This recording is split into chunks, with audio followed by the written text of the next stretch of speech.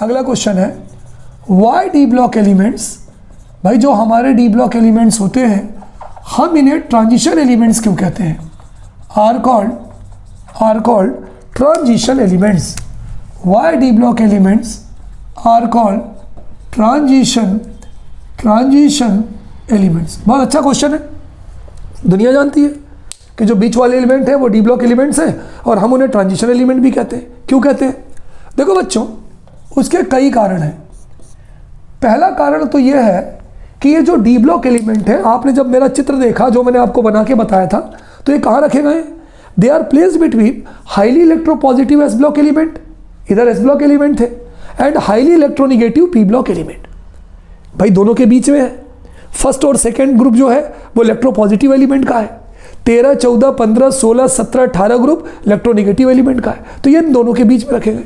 तो पहला कारण तो ये होगा कि d block elements are placed, d block elements are placed between highly electropositive s block element, highly electropositive s block elements and highly electronegative p block elements and highly electronegative p block elements। तो पहला कारण तो clear हो गया, क्योंकि Tiwari sir ये जो D block element है इन्हें highly electropositive s block element और हाईली इलेक्ट्रोनिगेटिव पी ब्लॉक के एलिमेंट के बीच में रखा है, इसलिए इन्हें ट्रांजिशन कहते हैं। और क्या है बच्चों, सबसे बड़ा कारण ये है जो मैं आपको लिखवा रहा हूं, they are having incomplete penultimate D orbital. Penultimate मतलब क्या होता है तिवारी सर? बाहर वाले से एक अंदर वाला। इनका जो पेनल्टीमेट डी ऑर्बिटल होता है 3D, 4D, 5D, वो कभी भी पूरा भरा नहीं होता, वो हमेशा इनकम्प्लीट होता है। भाई डी में कितने इलेक्ट्रॉन होने चाहिए?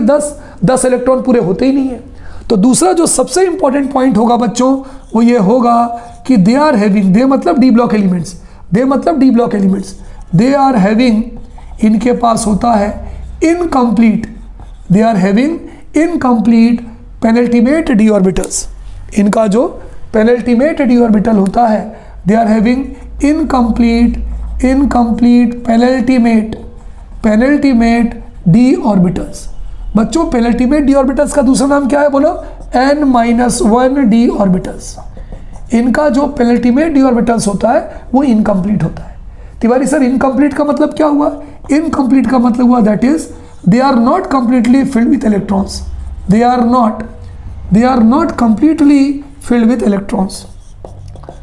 Not completely filled with electrons, वो इलेक्ट्रॉन्स के द्वारा पूरी तरह से भरा नहीं होता है, they are not completely filled with electrons.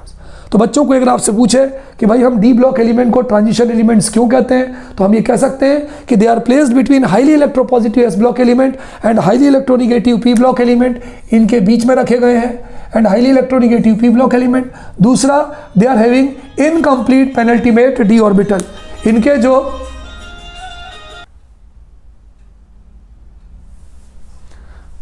They are having incomplete penultimate D orbital, है ना, इनके जो पेनल्टीमेट डी ऑर्बिटल्स होते हैं वो इनकम्प्लीट होते हैं या पूरी तरह से इलेक्ट्रॉनों द्वारा भरे नहीं होते। डीप टोटल इलेक्ट्रॉन कितने होते हैं? 10 होते हैं। तो अगर 10 इलेक्ट्रॉन पूरे होंगे तो हम उसे ट्रांजिशन एलिमेंट नहीं मानेंगे, पूरे भरे नहीं होने चाहिए। चलिए एग्जाम्पल देख लेते हैं। फॉर एग्जाम्पल बहुत सारा एग्जाम्पल है। क्रोमियम है, मैंगनीज है, Mn, क्रोमियम है, मैंगनीज है, आयरन है, निकल है, कोबाल्ट है, ये सारे जो एलिमेंट्स है बच्चों ये कौन से एलिमेंट्स कहलाते हैं? Transition elements. हम ये ले सकते हैं question, transition elements are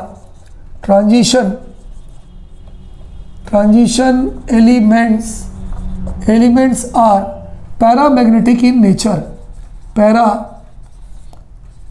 paramagnetic in nature. Why? बताओ भाई क्यों? सीधा सा आंसर है Tiwari sir, because they contain unpaired electrons in their penultimate D orbital. क्यों भाई? Outer most orbital d orbital होता है या penultimate d? Sir penultimate d होता है। आउटर मोस्ट चौथा होगा तो 3D में जाएगा, 5वां होगा तो 4D में जाएगा। तो बच्चों इसका आंसर सीधा सीधा है कि transition elements are paramagnetic in nature, है ना, बिकॉज, मैं बिकॉज से लिख रहा हूँ, क्यों? Because they contain unpaired electrons, because they contain unpaired electrons, short में लिख दिया, in their, they contain unpaired electrons in their penultimate D orbital, penultimate D orbital. बताओ भाई, पेनल्टीमेट डी ऑर्बिटल को लिखने का दूसरा तरीका क्या है? और n-1 डी ऑर्बिटल, क्योंकि आउटर मोस्ट अगर है ना तो पेनल्टीमेट है ना ऑर्बिटल, तो ठीक, तो ये आंसर हो गया कि भाई transition elements are paramagnetic in nature. भाई क्यों है paramagnetic? Because they contain unpaired electrons in their penultimate D orbital. चाहो तो एग्जाम्पल लिख दो, किसी भी ट्रांजिशन एलिमेंट का एग्जाम्पल लिख दो। चलिए सर, मैंने क्रोमियम लिख दिया, मैंने आयरन लिख दिया, मैंने कोबाल्ट लिख दिया, मैंने निकल लिख दिया। ये सारे के सारे ट्रांजिशन है, ये सारे के सारे जो मेटल एटम होंगे वो पैरामैग्नेटिक होंगे। क्यों? क्योंकि इनके पेनल्टीमेट डी में जितने भी इलेक्ट्रॉन्स होंगे वो अनपेयर्ड होंगे। कोई दिक्कत बच्चों? तो इसको नोट कर लीजिए कि ये जो होते हैं ये पैरामैग्नेटिक होते हैं क्योंकि इनके पास जो इलेक्ट्रॉन्स होते हैं वो अनपेयर्ड होते हैं। तो बच्चों, इस तरह से इस एपिसोड में हमने एक बेसिक थीम देखा, पूरा मैंने आपको टेबल बना के बताया कि भाई डी ब्लॉक एलिमेंट और जो एफ ब्लॉक एलिमेंट उनकी प्लेसिंग कहाँ है। एफ ब्लॉक एलिमेंट को पूरी सीरीज़ के नीचे रखा गया है क्योंकि वो दो डी ब्लॉक एलिमेंट के बीच में है। इसके बाद मैंने आपको बताया कि भाई जितने भी ट्रांजिशन एलिमेंट्स होते हैं उनका आखिरी इलेक्ट्रॉन कहाँ जाता है।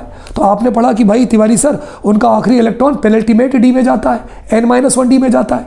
बाहर वाले से एक अंदर वाले डी को पेनल्टीमेट डी कहते हैं। फिर इसके बाद मैंने बताया कि जितनी ट्रांजिशन एलिमेंट्स होते हैं उनको कितनी सीरीज़ में बांटा गया है। तो आपने पढ़ा उनको 4 सीरीज़ में बांटा है, 3D ट्रांजिशन सीरीज़ या फर्स्ट, 4D या सेकंड, 5D या थर्ड, 6D या फोर्थ, 4 सीरीज़ में बांटा है। फिर मैंने बताया हर सीरीज़ का पहला मेंबर कौन है, आखिरी कौन है। फर्स्ट का कौन है बताओ, स्कैंडियम, लास्ट कौन है, जिंक, सेकंड का यट्रियम, लास्ट है कैडमियम। तो इस तरह से बताया। फिर उसके बाद हमने क्या पढ़ा कि हमारे पेपर में ज़्यादातर जो क्वेश्चंस आते हैं वो 3D के आते हैं। तो हमने 3D ट्रांजिशन एलिमेंट्स के इलेक्ट्रॉनिक कन्फिगरेशन को शॉर्ट में लिखना सीखा, आर्गन के फॉर्म में। And after that I told you why d block element are called transition elements. और सबसे लास्ट में मैंने आपको बताया कि जो ट्रांजिशन एलिमेंट्स होते हैं उनका नेचर क्या होता है, पैरामैग्नेटिक होता है कि डायमैग्नेटिक होता है। चलिए एक और चलते चलते एक क्वेश्चन और बता दूं मैं आपको। मान लीजिए आपके पेपर में क्वेश्चन पूछा गया, आपके पेपर में क्वेश्चन पूछा गया कि why zinc, cadmium and mercury, why zinc comma cadmium, बहुत इंपॉर्टेंट क्वेश्चन है बच्चों, एंड Hg मतलब मरकरी। चलिए मैं इसको मिटा के लिखता हूँ क्वेश्चन, बहुत इंपॉर्टेंट क्वेश्चन है बच्चों, ये ध्यान रखिएगा। क्वेश्चन ये है कि जिंक, कैडमियम और मरकरी को हम ट्रांजिशन एलिमेंट क्यों नहीं मानते। वो डी ब्लॉक एलिमेंट तो है, डी ब्लॉक एलिमेंट तो है, लेकिन हम उन्हें ट्रांजिशन एलिमेंट नहीं मानते। क्वेश्चन है बच्चों हमारा, ध्यान दीजिएगा, why zinc comma cadmium and mercury, zinc होता है 30, कैडमियम होता है 48, मरकरी होता है 80, इज नॉट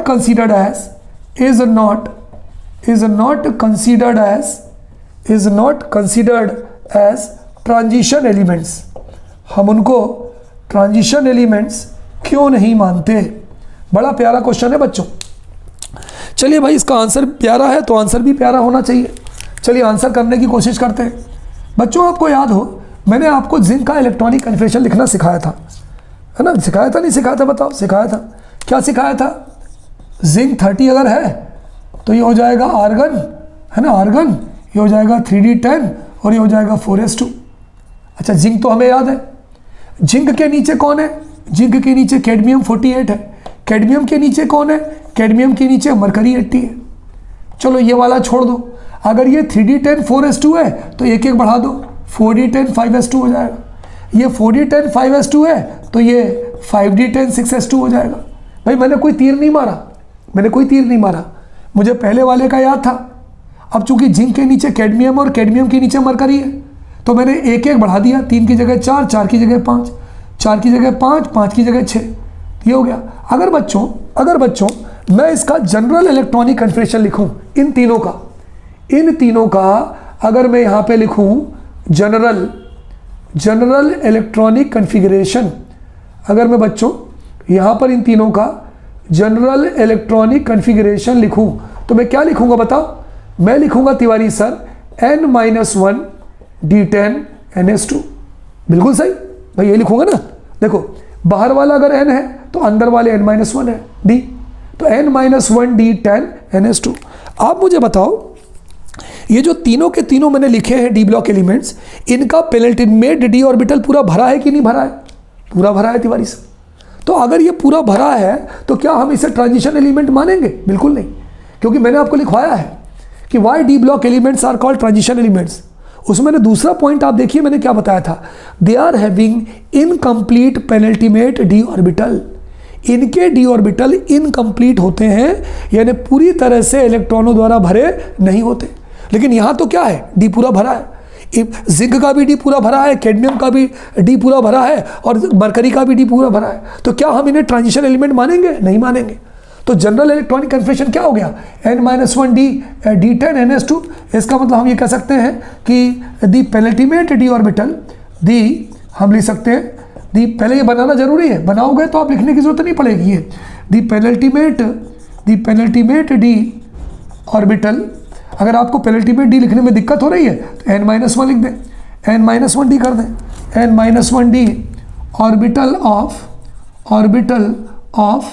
ऑफ किस किसके zinc comma cadmium and mercury are completely filled with electrons. पूरी तरह से भरे हैं, are completely filled with electrons. आप देखो 10 इलेक्ट्रॉन है, are completely filled with electrons. Therefore इसलिए they are not considered as transition elements. इसलिए प्यारे बच्चों हम इन्हें ट्रांजिशन एलिमेंट्स नहीं मानते। ठीक है, तो बच्चों अगली सीरीज़ जो हमारी होगी, अगली जो हमारी जो सेगमेंट होगा वो बहुत ही इंटरेस्टिंग सेगमेंट होगा। उसमें मैं आपको बताऊंगा कि transition element variable oxidation state क्यों शो करते हैं, ट्रांजिशन एलिमेंट कलर फॉर्मेशन क्यों करते हैं। तो जो अगला सेगमेंट है बच्चों, that is going to be very very very important for you. Okay students, good day to all of you बच्चों।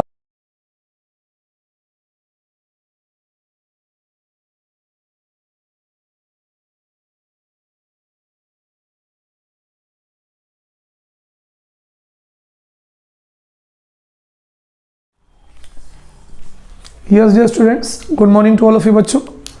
आज के इस सेगमेंट में बच्चों हम कुछ ट्रांजिशन एलिमेंट की प्रॉपर्टीज़ को डिस्कस करने जा रहे हैं, जिनमें कलर फॉर्मेशन है, जिसमें मैग्नेटिक प्रॉपर्टीज़ है, जिसमें वेरिएबल ऑक्सीडेशन स्टेट है। तो इन क्वेश्चंस को बहुत ही ध्यान से फॉलो करिए। इज इट क्लियर बच्चों? चलिए आगे बढ़ते हैं बच्चों। हमारा क्वेश्चन ये है कि What are the characteristics of transition elements? पहले तो ये है कि ट्रांजिशन एलिमेंट्स के मेजर कैरेक्टरिस्टिक्स क्या है, What are the, जिनके बारे में हमें एक एक करके पढ़ना है। What are the characteristics of transition elements और D block elements? Transition elements है ना, और D block elements। चलिए बताइए भाई इनके मेन कैरेक्टरिस्टिक्स क्या है।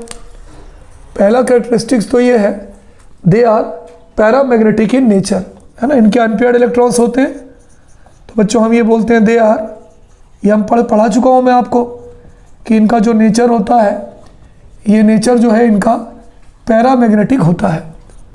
दूसरा क्या है भाई, दे शो वेरिएबल ऑक्सीडेशन स्टेट। क्या होता है Tiwari sir variable oxidation state? बस इसके बाद अपन पढ़ने वाले हैं। तो दे शो वेरिएबल ऑक्सीडेशन स्टेट, है ना। वेरिएबल ऑक्सीडेशन स्टेट का मतलब ये जो है एक से ज़्यादा ऑक्सीडेशन स्टेट को शो करते हैं। तीसरा, दे गिव कलर्ड आयंस, है ना, ये कलर्ड आयंस देते हैं। तीसरा बच्चों हम ये कह सकते हैं दे गिव कलर्ड आयंस, ये जो है रंगीन आयन देते हैं या कलर देते हैं, है ना। दे गिव कलर भी बोल सकते हैं। Next, they act as catalyst, ये जो ट्रांजिशन एलिमेंट्स हैं दे एक्ट एज, ये जो है कैटलिस्ट, है ना, they act as catalyst.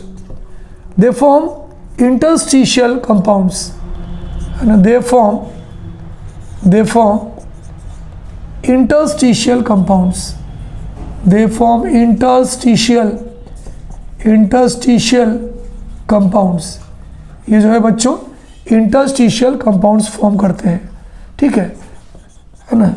They form alloy, ये जो है एलॉयज बनाते हैं, दे फॉर्म एलॉयज। तो they are paramagnetic in nature, ये पैरामैग्नेटिक नेचर होते हैं। They show variable oxidation state, they give coloured ions, they act as a catalyst, they form interstitial compounds and they form alloys. These are the characteristics of transition elements. अब बच्चों इनकी एक बहुत ही tremendous property होती है जिसको हम बोलते हैं वेरिएबल ऑक्सीडेशन स्टेट, है ना। वेरिएबल ऑक्सीडेशन स्टेट ये अपने आप में एक बड़ी प्रॉपर्टी है ना। इससे पहले मैंने आपको पैरामैग्नेटिक और डायमैग्नेटिक का जो क्वेश्चन करवाए थे, तो पेपर में हमारे क्वेश्चन पूछा आता है कि why do transition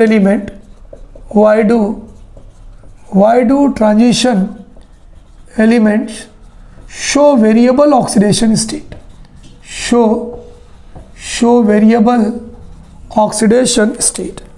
जो ट्रांजिशन एलिमेंट होते हैं बच्चों, ये वेरिएबल ऑक्सीडेशन स्टेट को शो क्यों करते हैं? तो why do transition element show variable oxidation state? Transition element जो है बच्चों, ये वेरिएबल ऑक्सीडेशन स्टेट को शो क्यों करते हैं? ठीक है, चलिए हमारा आंसर देखिए क्या है, बहुत ध्यान से समझिएगा बच्चों। Transition elements show variable oxidation state due to presence of unpaired electron in their penultimate D orbital और n-1 डी ऑर्बिटल। मैंने आपको बताया था ट्रांजिशन एलिमेंट जो होते हैं इनका पेनल्टीमेट मतलब बाहर से एक अंदर वाले जो डी ऑर्बिटल होता है उसमें अनपेयर्ड इलेक्ट्रॉन्स होते हैं, इसलिए जो है ये वेरिएबल ऑक्सीडेशन स्टेट शो करते हैं। लेकिन कैसे, मैं आपको बताऊंगा। तो हम ये लिख सकते हैं the transition element show, the transition elements show variable oxidation state, show variable oxidation state due to presence of unpaired electrons, due to presence of unpaired electrons in their penultimate d orbitals, बच्चों penultimate D orbitals का दूसरा नाम बता सकते हैं आप? Penultimate D orbital का दूसरा नाम बता सकते हैं? बिल्कुल बता सकते हैं।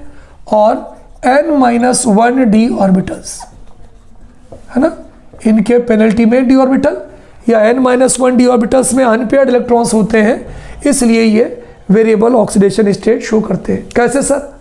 मैं बताता हूँ आपको। देखो अब यहाँ भी इनकी जो ऑक्सीडेशन स्टेट होती है बच्चों वो दो होती है, एक मिनिमम होती है और एक मैक्सिमम होती है। तो देखिए नंबर ए, इनकी जो मिनिमम ऑक्सीडेशन स्टेट होती है कम वाली, मिनिमम जो ऑक्सीडेशन स्टेट होती है ये काहे पे डिपेंड करती है? It depends on total number of electrons present in ns orbital. यहाँ मैं लिखूंगा इट डिपेंड्स ऑन, बहुत इजी है बच्चों समझ लीजिए, total number of electrons in ns orbital. कौन से ऑर्बिटल है बच्चों? इन ns ऑर्बिटल। कि इनके ns ऑर्बिटल में जितने इलेक्ट्रॉन्स होते हैं उसमें जो है मिनिमम ऑक्सीडेशन स्टेट डिपेंड करती है। समझाऊंगा एक एक करके। मैक्सिमम किस पे डिपेंड करती है भाई? इनकी मैक्सिमम ऑक्सीडेशन स्टेट किस पे डिपेंड करती है? मैक्सिमम ऑक्सीडेशन स्टेट, ये वेरिएबल की बात चल रही है बच्चों, वेरिएबल ऑक्सीडेशन स्टेट की। मैक्सिमम ऑक्सीडेशन स्टेट डिपेंड करती है ns के पूरे इलेक्ट्रॉन और n-1 d के unpaired electrons. It depends on, बहुत आराम से बच्चों, it depends on total number of electrons in ns orbital. भाई ns ऑर्बिटल के तो पूरे electron, and number of unpaired electrons present in n-1d orbital, present in n-1d orbital. Tiwari sir इसको समझाइए, समझ में नहीं आया? देखिए मैं आपको समझाता हूँ, है ना, बहुत ध्यान से। फॉर एग्जाम्पल, अगर किसी ने मुझसे पूछा कि तिवारी सर टाइटेनियम 22 इसकी वेरिएबल ऑक्सीडेशन स्टेट बताइए। भाई एक एलिमेंट है टाइटेनियम, इसका एटॉमिक नंबर 22 है, ये कौन कौन सी वेरिएबल ऑक्सीडेशन स्टेट को शो करेगा? चलिए देखते हैं। अगर बच्चों हम इसका कॉन्फ़िगरेशन लिखें तो इसका इलेक्ट्रॉनिक कॉन्फ़िगरेशन होगा आर्गन 3d2 4s2, ये इसका कॉन्फ़िगरेशन होगा। आर्गन 18 2 20 और 20 और 2 22, ठीक है। अच्छा, अब मुझे बताइए कि ये कौन सा ऑर्बिटल होगा? 3d कौन सा हो गया? n-1d हो गया। 4s कौन सा हो गया? ns हो गया। इसके ns ऑर्बिटल में कितने इलेक्ट्रॉन है? दो है ना, तो मिनिमम ऑक्सीडेशन स्टेट होगी +2, ये हो जाएगी +2। अच्छा, इसके d ऑर्बिटल में कितने इलेक्ट्रॉन है? 2 अनपेयर्ड। अगर आप d ऑर्बिटल बनाए हैं 1 2 3 4 5, 1 2 3 4 5, 2 इलेक्ट्रॉन है, तो अनपेयर्ड कितने हैं? 2। तो मैक्सिमम ऑक्सीडेशन स्टेट पढ़ो, क्या लिखिए? It depends on total number of electrons present in ns orbital, तो ns में 2 हो गए, and number of electrons present in and number of unpaired electron present in n-1d orbital, तो इसके तो 2 हो गए और इसके 2 अनपेयर्ड है, तो 2 और 2 4 हो गए। तो मिनिमम तो +2 हो गई ये वाली, और मैक्सिमम क्या हो गई? +2 +3 +4। तो इसकी अगर कोई पूछे कि भाई टाइटेनियम की वेरिएबल ऑक्सीडेशन स्टेट कहाँ से कहाँ तक होगी, तो हम बोलेंगे +2 +3 +4। +2 इसकी मिनिमम हो गई और +4 इसकी मैक्सिमम ऑक्सीडेशन स्टेट हो गई। वेरिएबल का मतलब होता है एक से ज़्यादा ऑक्सीडेशन स्टेट को शो करना, ठीक है। देखिए वही लिखा है, मिनिमम किस पे डिपेंड करेगी? ns ऑर्बिटल के अंदर जो टोटल इलेक्ट्रॉन्स है इस पे डिपेंड करेगी। मैक्सिमम किस पे डिपेंड करेगी? ns के टोटल इलेक्ट्रॉन और n-1d के अनपेयर्ड, तो 2 और 2 अनपेयर्ड, तो 4 हो गई। चलिए दूसरा एग्जांपल देखते हैं बच्चों। किसी ने बोला भाई किसी ने बोला मैंगनीज का एटॉमिक नंबर कितना होता है? 25। अगर आप इसका कॉन्फ़िगरेशन लिखेंगे तो क्या लिखेंगे? Argon 3d5 4s2। हमें इसकी वेरिएबल ऑक्सीडेशन स्टेट लिखनी है। चलिए लिखते हैं। मिनिमम ऑक्सीडेशन स्टेट ns पे डिपेंड करती है, तो कितनी हो जाएगी? +2, ये हो गई +2। मैक्सिमम कितने पे डिपेंड करेगी? d में 5 इलेक्ट्रॉन है ना, ध्यान से देखिएगा। d में हमारे पास 5 इलेक्ट्रॉन है, 1 2 3 4 5 हो गए। 5 इलेक्ट्रॉन है, 1 2 3 4 5 अनपेयर्ड इलेक्ट्रॉन है, तो मैक्सिमम 2 ये और 5 अनपेयर्ड ये, तो 5 और 2 7, तो हमें 7 तक जाना है। +2 +3 +4 +5 +6 +4। तो कोई अगर हमसे पूछे कि भाई मैंगनीज की मिनिमम ऑक्सीडेशन स्टेट कितनी है, हम बोलेंगे +2 होगी, और मैक्सिमम ऑक्सीडेशन स्टेट कितनी है? +7 होगी। तो सबसे ज़्यादा ऑक्सीडेशन स्टेट बच्चों अगर कोई एलिमेंट शो करता है तो वो एलिमेंट कौन है बच्चों, बताओ? वो एलिमेंट है हमारा मैंगनीज। कोई दिक्कत? चलिए आगे बढ़ते हैं बच्चों। तो वही मैंने लिखवाया है। अब बताइए, अगर इसके पास अगर पूरे इलेक्ट्रॉन पेयर्ड होते तो क्या एक से ज़्यादा ऑक्सीडेशन स्टेट होती? क्या नहीं होती। तो बच्चों क्या लिखा है? The transition element show variable oxidation state. क्यों? Due to presence of unpaired electrons in their penultimate D orbital, क्योंकि इसके पेनल्टीमेट डी ऑर्बिटल में अनपेयर्ड इलेक्ट्रॉन्स होते हैं। मिनिमम ऑक्सीडेशन स्टेट ns पे डिपेंड करती है, मैक्सिमम ऑक्सीडेशन स्टेट दोनों के टोटल पे डिपेंड करती है। चलिए 1-2 एग्जांपल मैं आपको और लेता हूं, उसको ध्यान से सुनिएगा, थ्योरी पॉज करके नोट कर लीजिएगा। चलिए बच्चों, अगला मैंने लिखा, ध्यान दीजिएगा, अगला मैंने लिखा कि भाई आयरन, फॉर एग्जांपल आयरन की वेरिएबल ऑक्सीडेशन स्टेट लिखिए। आयरन 26 होता है, कॉन्फ़िगरेशन लिखें। आर्गन ये हो गया 3d6 और ये हो गया 4s2। चलिए इसकी मिनिमम ऑक्सीडेशन स्टेट ns पे डिपेंड करती है, ns में टोटल इलेक्ट्रॉन कितने? +2, तो मिनिमम +2 हो गई। मैक्सिमम किस पे डिपेंड करती है? इसके टोटल और इसके अनपेयर्ड। इसके टोटल 2 हो गए। 3D में अनपेयर्ड कितने होंगे देखो इस समय, 1 2 3 4 5, 6 इलेक्ट्रॉन है, 1 2 3 4 5 और ये 6, तो मैक्सिमम 2 ये और 4 अनपेयर्ड ये, तो 4 और 2 6, तो +2 +3 +4 +5 +6। अगर तो आपसे कोई बोले बच्चों कि आयरन की कितनी वेरिएबल ऑक्सीडेशन स्टेट हो सकती है, तो हम बोलेंगे +2 से लेके +6 तक हो सकती है। चलिए एक और एग्जांपल करते हैं, हम यहाँ पे नंबर 2।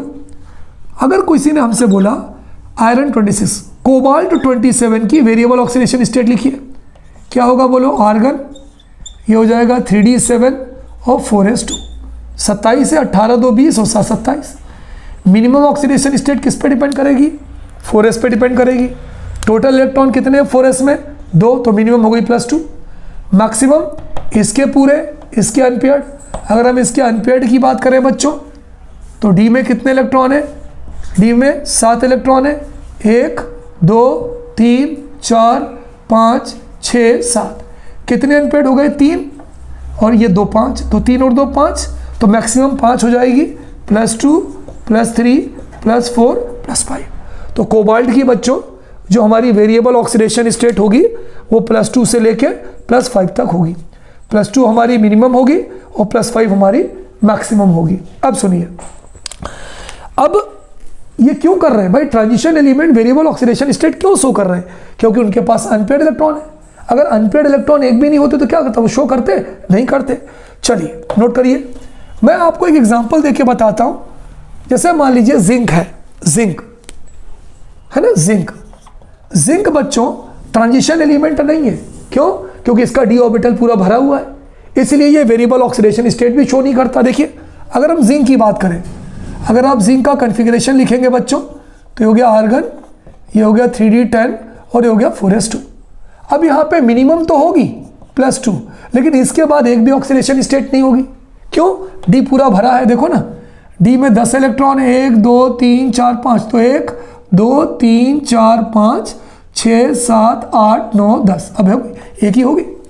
तो क्या zinc variable oxidation state show कर सकता है? नहीं, जिंक वेरिएबल ऑक्सीडेशन स्टेट नहीं शो कर सकता, क्योंकि इसके पेनल्टीमेट डी में, बाहर वाले के अंदर वाले डी में कोई भी अनपेयर्ड इलेक्ट्रॉन नहीं है।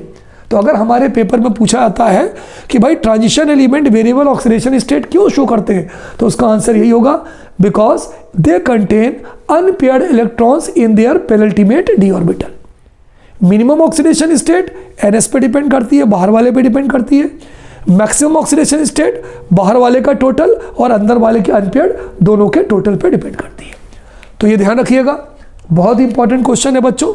So many times it is asked in examination.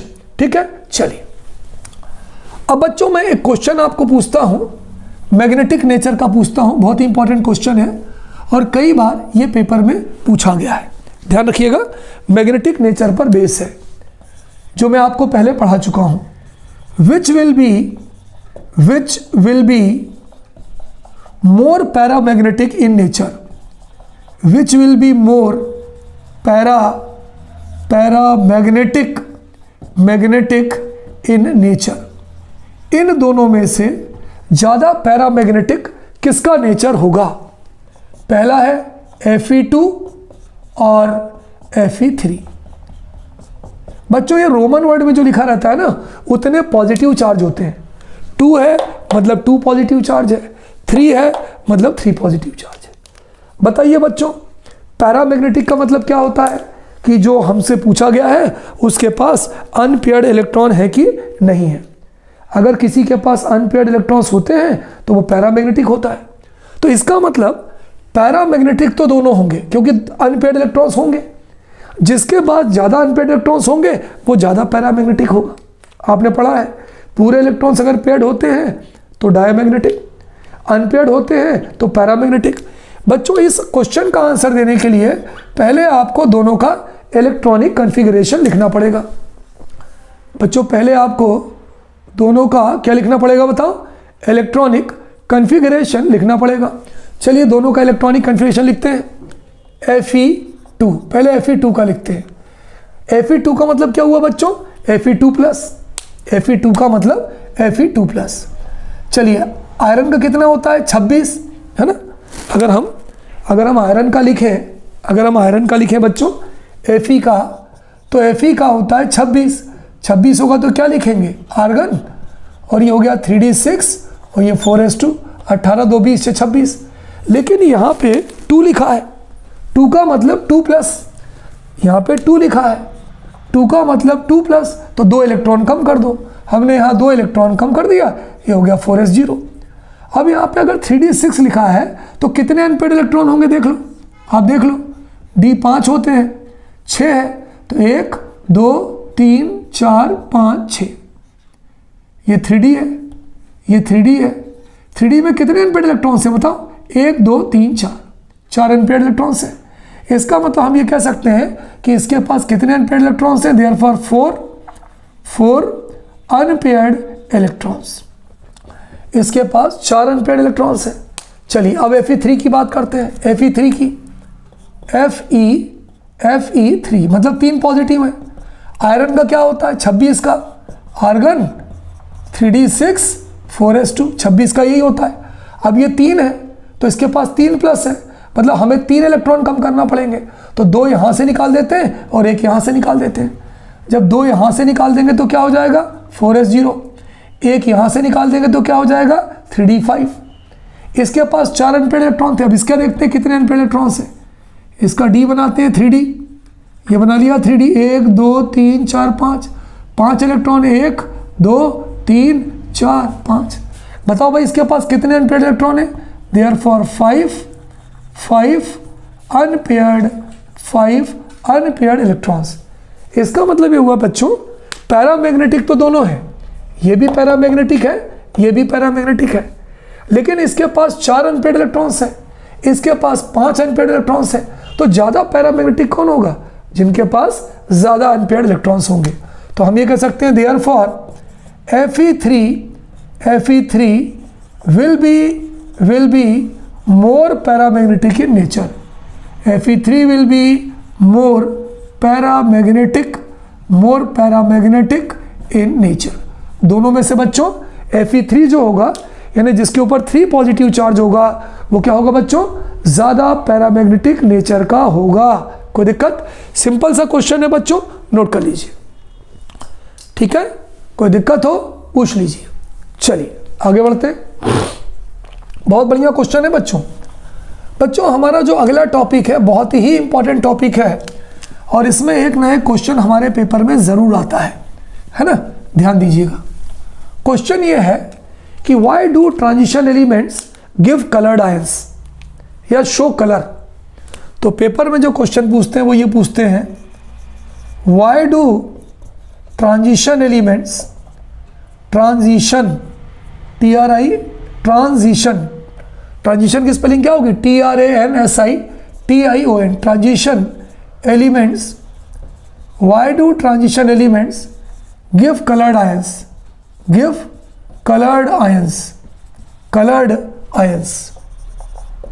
और गिव कलर, या तो सिंपली कह सकते हैं गिव कलर।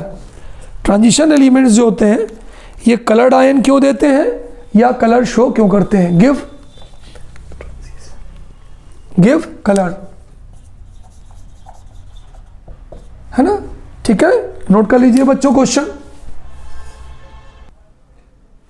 चलिए देखते हैं भाई इसका आंसर क्या है। देखो बच्चों, कभी कभी लोग ये कहते हैं कि इस यूनिट से रीजनिंग क्वेश्चंस आए, तो आप ये लिख दो कि it takes place due to presence of unpaired electrons in their penultimate D orbital, तो आपको नंबर मिल जाएगा। बात भी सही है, मैक्सिमम क्वेश्चंस के आंसर यही हैं, ठीक है। तो यहाँ पर हमारा आंसर ये होता है कि transition elements give coloured ions due to presence of unpaired electrons in their penultimate D orbital.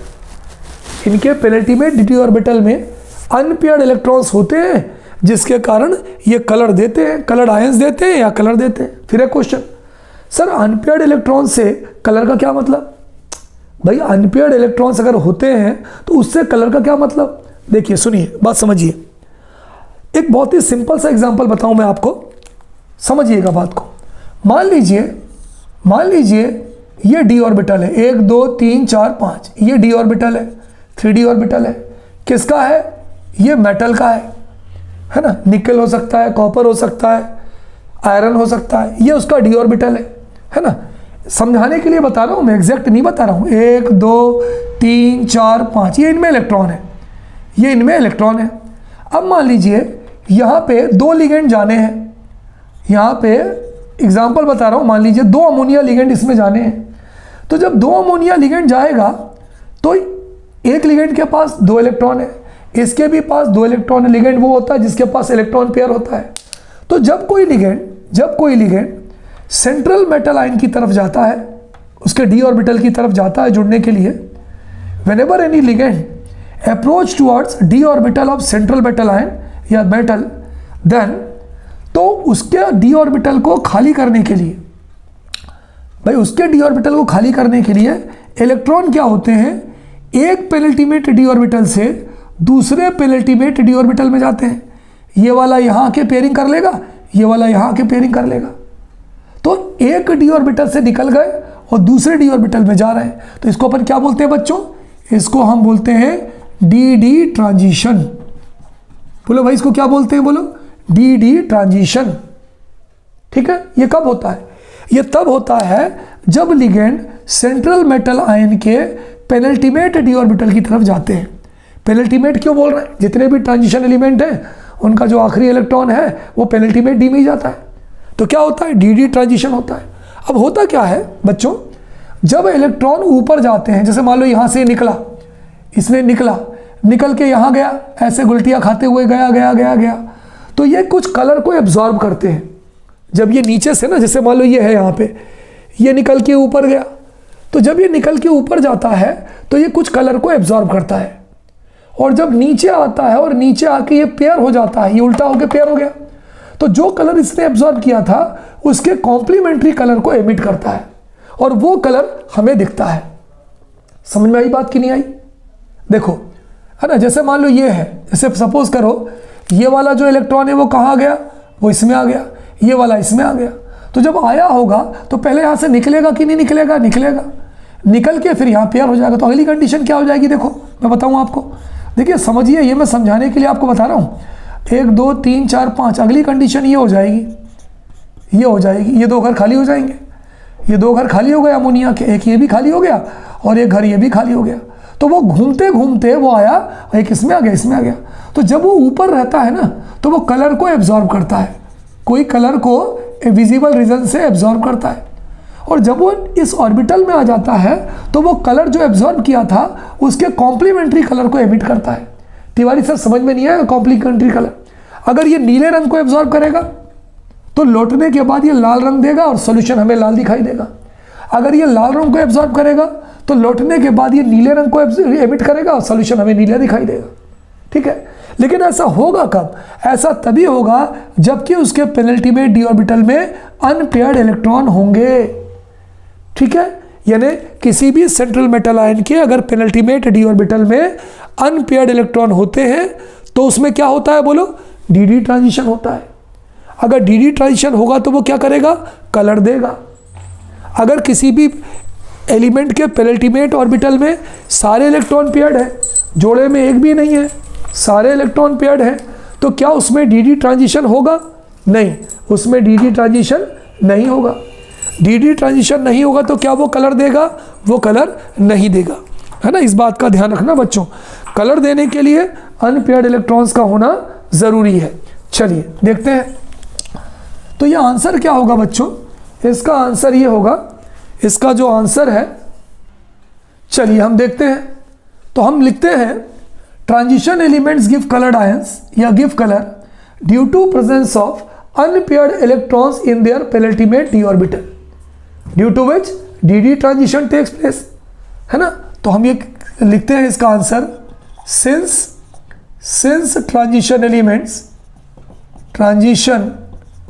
Elements contain unpaired electrons in their penultimate D orbital, unpaired होते ही होते हैं, contain unpaired electrons in their penultimate D orbital, unpaired electrons unpaired electrons in their THEIR their penultimate d orbitals। बताओ बच्चों, penultimate d orbitals का दूसरा नाम क्या है बताओ? और n-1 d ऑर्बिटल और n-1 d ऑर्बिटल है ना। अगर आप पेपर में पेनल्टीमेट नहीं लिख पाए तो n-1 d लिख सकते हैं। देयरफॉर अब अनपेयर्ड है तो क्या होगा? जब वो लिगेंड जाएगा तो इलेक्ट्रॉन एक डी से दूसरे डी में जाएंगे कि नहीं जाएंगे? जाएंगे। तो देयरफॉर यहाँ लिख दो, therefore d transition takes place. बच्चों ये जो वर्ड है ना, ये वर्ड सबसे इंपॉर्टेंट है। अगर ये वर्ड लिखा है तो आपको पूरे नंबर मिल जाएंगे। D transition, therefore d transition takes place, इसलिए डी ट्रांजिशन होता है। ड्यू टू विच, जिसके कारण, due to which transition elements give coloured ions और give colour. Due to which transition elements give coloured ions और colour. ये coloured ions देते हैं, या कलर देते हैं। कोई दिक्कत? तो सीधा सा आंसर ये है कि अगर अनपेयर्ड इलेक्ट्रॉन्स हैं तो डी ट्रांजिशन होगा, और डी ट्रांजिशन होगा तो जो भी ट्रांजिशन एलिमेंट्स हैं वो कलर देंगे, है ना। For example CuH2O whole 4 2 positive, ये किसका कॉम्प्लेक्स है? कॉपर का है। कॉपर के पास अनपेयर्ड इलेक्ट्रॉन्स होंगे, है ना, तो वो कलर देगा।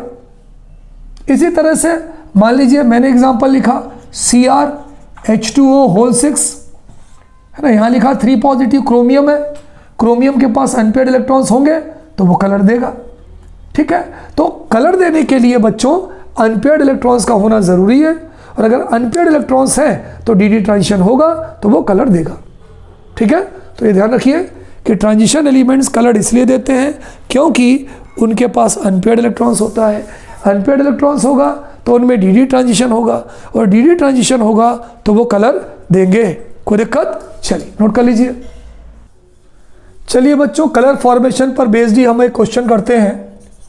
वाई CU1 मतलब एक चार्ज है। Y CU1 is colourless. CU1 जो होता है वो कलरलेस होता है। CU1 इज कलरलेस वाइल, जबकि CU2 इज कलर्ड। एक हमारा क्वेश्चन है बच्चों कि जो CU1 होता है वो कलरलेस होता है, जबकि जो CU2 होता है वो कलर्ड होता है। ऐसा क्यों होता है? चलिए भाई हम इसका आंसर देखते हैं। कॉपर, बच्चों अगर हम कॉपर का कॉन्फ़िगरेशन लिखें तो कॉपर का 29 होता है ना, ध्यान दीजिएगा, कॉपर 29 होता है। तो एक्सेप्शन है, हम लिखते हैं आर्गन 3d10 4s1, यही तो लिखते हैं हम। क्या लिखते हैं? Argon 3d10 4s1। भाई ये तो कॉपर का हो गया जो हमें मालूम था। अब हम पहला वाला अगर देखें तो कॉपर पर एक पॉजिटिव 1 है, CU1 का मतलब होता है कॉपर पर एक पॉजिटिव चार्ज है। अगर एक पॉजिटिव चार्ज है तो हम यहाँ से एक इलेक्ट्रॉन कम कर दें। चलो कम करते हैं, क्या हो जाएगा? ये हो जाएगा आर्गन, ये हो जाएगा 3d10, ये हो जाएगा 4s0। बताओ भाई क्या डी ऑर्बिटल में कोई भी अनपेयर्ड इलेक्ट्रॉन है? तिवारी सर नहीं है। क्यों? आप देखो ना, अगर डी में आप 10 भरो, 2 3 4 5, तो 1 2 3 4 5 6 7 8 9 10, एक भी अनपेयर्ड इलेक्ट्रॉन नहीं है। तो अगर मान लो CU1 के पास एक भी अनपेयर्ड इलेक्ट्रॉन नहीं है तो क्या डी ट्रांजिशन होगा? नहीं होगा। डी ट्रांजिशन नहीं होगा तो क्या कलर देगा? नहीं देगा। तो हम ये ले सकते हैं कि CU1 has all paired electrons, सारे के सारे इसके जो इलेक्ट्रॉन्स हैं पेयर्ड है, all paired electrons. Therefore no D transition takes place, इसके अंदर जो है डी ट्रांजिशन नहीं होगा। No D transition takes place, इसके पास डी ट्रांजिशन नहीं होगा। देयरफॉर CU1 इज कलरलेस, इसलिए बच्चों जो CU1 होगा वो कलरलेस होगा। तो CU1 की हमारी बात क्लियर हो गई। चलिए अब Cu2 देखते हैं। Cu2 में क्या है बच्चों कि दो पॉजिटिव हैं। अगर दो पॉजिटिव हैं तो एक यहाँ से निकलेगा, एक यहाँ से निकलेगा। चलिए निकालते हैं। ये हो जाएगा आर्गन, ये हो जाएगा 3D9, ये हो जाएगा 4s0। एक यहाँ से निकला, एक यहाँ से निकला। तो अगर ये 3D9 है तो एक अनपेड हुआ कि नहीं हुआ? 1 2 3 4 5, 1 2 3 4 5 6 7 8 9, एक अनपेड हुआ। एक भी अगर अनपेड इलेक्ट्रॉन होगा तो डी ट्रांजिशन होगा। डी ट्रांजिशन होगा तो वो कलर देगा। तो हम यहाँ लिख सकते हैं, यहाँ लिख सकते हैं, है ना? कितने अनपेड इलेक्ट्रॉन है भैया? सारे अनपेड इलेक्ट्रॉन है। यहाँ पर ऑल पेयर्ड इलेक्ट्रॉन्स, यहाँ पे लिख सकते हैं देयरफॉर ऑल पेयर्ड इलेक्ट्रॉन्स। यहाँ पर कितने हो गए बोलो? देयरफॉर कितने अनपेड इलेक्ट्रॉन्स हैं? 1। देयरफॉर 1 बोलो, 1 क्या है? 1 अनपेयर्ड इलेक्ट्रॉन। तो इसका आंसर हम क्या लिख सकते हैं भाई? Cu2 का। Cu2 कंटेन, हम इसका आंसर लिख सकते हैं कि Cu2 कंटेन कितने अनपेयर्ड इलेक्ट्रॉन बोलो? 1 unpaired electron, 1 unpaired electron. Therefore d transition takes place, इसलिए इसके पास क्या होगा? डी ट्रांजिशन टेक्स प्लेस, इसलिए क्या होगा? देयरफॉर Cu2 इज कलर्ड, इसलिए जो Cu2 होगा बच्चों वो कलर्ड होगा। तो सीधी सी बात कि अगर हमारे पेपर में ये पूछा Cu1 कलरलेस क्यों होता है, इसके पास सारे पेयर्ड इलेक्ट्रॉन्स होते हैं, ऑल पेयर्ड इलेक्ट्रॉन्स। अगर सारे पेयर्ड इलेक्ट्रॉन्स हैं, डी ट्रांजिशन नहीं होगा, डी ट्रांजिशन नहीं होगा तो ये कलरलेस होगा। Cu2 कलर्ड क्यों है? इसलिए कलर्ड है, इसके पास 3D9 है, यानी एक अनपेयर्ड इलेक्ट्रॉन है।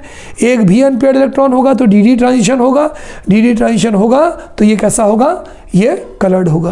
कोई दिक्कत बच्चों? है ना? बहुत बढ़िया क्वेश्चन है और पेपर में इस तरह के क्वेश्चंस बच्चों हमारे पूछे जाते हैं, है ना? तो ध्यान रखिएगा। चलिए अगला क्वेश्चन करते हैं ना, अगला क्वेश्चन करते हैं बच्चों, इसी पर बेस्ड है, ठीक। चलिए बच्चों हमारा अगला क्वेश्चन है why the salts of zinc, cadmium and mercury, है ना? हमारा क्वेश्चन है बच्चों ये, why the salts of zinc, cadmium and mercury are colourless. Question ये है जिंक, कैडमियम और मरकरी के जो सॉल्ट होते हैं ये कलरलेस क्यों होते हैं, है ना? या पेपर में बच्चों ये ऐसे अभी आता है, why Zn2+, Cd2+ and Hg2+ are colourless. बच्चों सॉल्ट क्यों बोला है? क्योंकि सॉल्ट के अंदर जो आयंस होते हैं बच्चों वो कैसे होते हैं? सॉल्ट के अंदर जो आयंस होते हैं वो, सॉल्ट के अंदर जो मेटल होते हैं वो आयन के फॉर्म में होते हैं। तो ये ऊपर वाली चीज़ या नीचे वाली चीज़ सेम है। चलिए आंसर लिखते हैं बच्चों, हम इसका आंसर लिखते हैं। सबसे पहले हम जिंक को देखते हैं, Zn2+ को देखते हैं। जिंक का कॉन्फ़िगरेशन क्या होता है बच्चों? आर्गन 3D10 4s2, यही होता है। जिंक पे कितने प्लस हैं? 2 प्लस हैं। तो यहाँ से हम क्या करेंगे? इसको हटा देंगे तो क्या हो जाएगा? 4s0। चलिए नीचे बढ़ते हैं भाई, 2 प्लस थे ना, हटा दिया। कैडमियम आ गया Cd2+, हमें नहीं मालूम, एक बढ़ा दो डैश, ये हमने लिख दिया 4D10 5s2, लेकिन 2 प्लस है तो यहाँ भी हट जाएगा, ये 0 आ जाएगा। मरकरी आयन Hg2+, ये मालूम सॉल्ट है। जिंक, कैडमियम, मरकरी का अगर सॉल्ट आपसे बोला जाए ना तो सब में 2+ लगा देना। तो ये जिंक का सॉल्ट Zn2+, कैडमियम का सॉल्ट Cd2+, मरकरी का सॉल्ट Hg2+। इसका क्या हो जाएगा बोलो? एक और बढ़ा दो, 5D10 6s2 होता है, 2 पॉजिटिव है, यहाँ 2 इलेक्ट्रॉन कम कर दो तो ये 0 हो जाएगा, ठीक है। अब बताइए, यहाँ पर बताइए पेयर्ड इलेक्ट्रॉन्स है कि अनपेयर्ड इलेक्ट्रॉन्स है? देयरफॉर ऑल पेयर्ड इलेक्ट्रॉन्स, सारे पेयर्ड इलेक्ट्रॉन्स हैं, 10 है ना, तो 5 5 के 2 जोड़े बन जाएंगे। यहाँ देखिए, यहाँ भी ऑल पेयर्ड इलेक्ट्रॉन्स, सारे पेयर्ड इलेक्ट्रॉन्स हैं। यहाँ भी देखिए 5 में, देयरफॉर ऑल पेयर्ड इलेक्ट्रॉन्स, इसमें भी जो सारे के सारे इलेक्ट्रॉन्स जोड़े में हैं। तो जिंक, कैडमियम, मरकरी में जितने भी इलेक्ट्रॉन्स हैं वो सारे के सारे पेयर्ड हैं। तो क्या इनमें डी ट्रांजिशन होगा? नहीं होगा। डी ट्रांजिशन नहीं हो तो क्या ये कलर देंगे? नहीं देंगे। तो इनके सॉल्ट्स कैसे होंगे? कलरलेस। तो हम ये लिख सकते हैं since the salts of zinc Zn2+, Cd2+ and Hg2+ contain all paired electrons, सारे के सारे इलेक्ट्रॉन्स पेयर्ड है। कंटेन ऑल पेयर्ड इलेक्ट्रॉन्स, उसमें सारे पेयर्ड इलेक्ट्रॉन्स हैं। Therefore no D transition takes place, no D transition take place, उनके अंदर D transition होगा ही नहीं, है ना। सबसे इंपॉर्टेंट पॉइंट तो यही है कि अगर सारे इलेक्ट्रॉन पेयर्ड हैं तो क्या उनके अंदर डी ट्रांजिशन होगा क्या बच्चों? No D transition takes place, है ना। Therefore they are colourless. इसलिए बच्चों ये कैसे होते हैं? ये जो है कैसे होते हैं? ये कलरलेस होते हैं। तो ज़्यादा दिमाग मत लगाइए। अगर अनपेयर्ड इलेक्ट्रॉन्स हैं तो डी ट्रांजिशन होगा, डी ट्रांजिशन होगा तो वो कलर्ड होंगे। सारे इलेक्ट्रॉन्स पेयर्ड हैं तो डी ट्रांजिशन नहीं होगा, डी ट्रांजिशन नहीं होगा तो कलर नहीं होगा। इसके लिए ज़्यादा टेंशन मत लीजिए। 3D ट्रांजिशन सीरीज़ के जो मैंने आपको बताए हैं, स्कैंडियम से लेकर जिंक तक के जो कॉन्फ़िगरेशंस हैं, केवल उनको याद कर लीजिए, नोट कर लीजिए बच्चों। चलिए अगला क्वेश्चन देखते हैं बच्चों। तो ये था कि जो ट्रांजिशन एलिमेंट्स होते हैं वो जो है उनके जो सॉल्ट्स होते हैं जिंक, कैडमियम, मरकरी के, वो कलरलेस क्यों होते हैं? क्योंकि वहां पे जो सारे इलेक्ट्रॉन्स हैं वो पेयर्ड होते हैं। अगला क्वेश्चन है बच्चों, why do transition element form complexes? ये भी बहुत इंपॉर्टेंट क्वेश्चन है कि why do transition elements form complexes. बहुत इंपॉर्टेंट क्वेश्चन है बच्चों कि जो ट्रांजिशन एलिमेंट्स होते हैं वो कॉम्प्लेक्स कंपाउंड क्यों बनाते हैं? कॉम्प्लेक्सेस मतलब कॉम्प्लेक्स कंपाउंड या कोऑर्डिनेट कंपाउंड। बच्चों ध्यान रखना, पेपर में ये भी पूछ सकते हैं question, why do transition element form coordinate compound, है ना। मैं लिख देता हूं नहीं तो आप कंफ्यूज हो जाओगे। कॉम्प्लेक्स कंपाउंड्स, आप कॉम्प्लेक्स कंपाउंड्स कह दो तो भी सही है, और कोऑर्डिनेट कंपाउंड, दोनों बात एक ही है। नहीं तो पता चला कि पेपर में आ गया कोऑर्डिनेट कंपाउंड्स क्यों बनाते हैं, और आप पेपर में छोड़ा कि तिवारी सर आपने तो कॉम्प्लेक्स कंपाउंड्स बनाया था। चलिए अब इसका आंसर समझिए। मुझे बताइए जो ट्रांजिशन एलिमेंट्स होते हैं इनके पेनल्टीमेट जो डी ऑर्बिटल्स होते हैं वो कंप्लीट होते हैं कि इनकम्प्लीट होते हैं? बताइए। सबसे शुरुआत मैंने यहीं से की थी, तिवारी सर इनकम्प्लीट होते हैं। इनकम्प्लीट का मतलब क्या हुआ? क्या पूरी तरह से इलेक्ट्रॉनों द्वारा भरे होते हैं? क्या नहीं भरे होते, यानी इनके जो पेनल्टीमेट डी ऑर्बिटल्स हैं वो खाली होते हैं। इसलिए क्या करते हैं, इनमें ये लिगेंड के इलेक्ट्रॉन पेयर को ले लेते हैं, कोऑर्डिनेट बॉन्ड बनाते हैं और कॉम्प्लेक्स बनाते हैं। तो पहला पॉइंट ये होगा, transition element form complex ion because, है ना। इसका आंसर जब आप लिखोगे तो लिखोगे transition elements form complex compounds या कॉम्प्लेक्सेस, है ना, कॉम्प्लेक्स और कोऑर्डिनेट कंपाउंड बिकॉज, क्योंकि, है ना, कई सारे रीजन है ना, बहुत सारे रीजन है। पहला रीजन क्या है भाई, they have vacant penultimate D orbital. इनका जो पेनल्टीमेट डी ऑर्बिटल है वो खाली होता है। बिल्कुल सही सर, दे हैव वेकेंट मतलब खाली होता है, वेकेंट पेनल्टीमेट डी ऑर्बिटल। इनका जो पेनल्टीमेट डी ऑर्बिटल होता है 3D 4D 5D वो खाली होता है।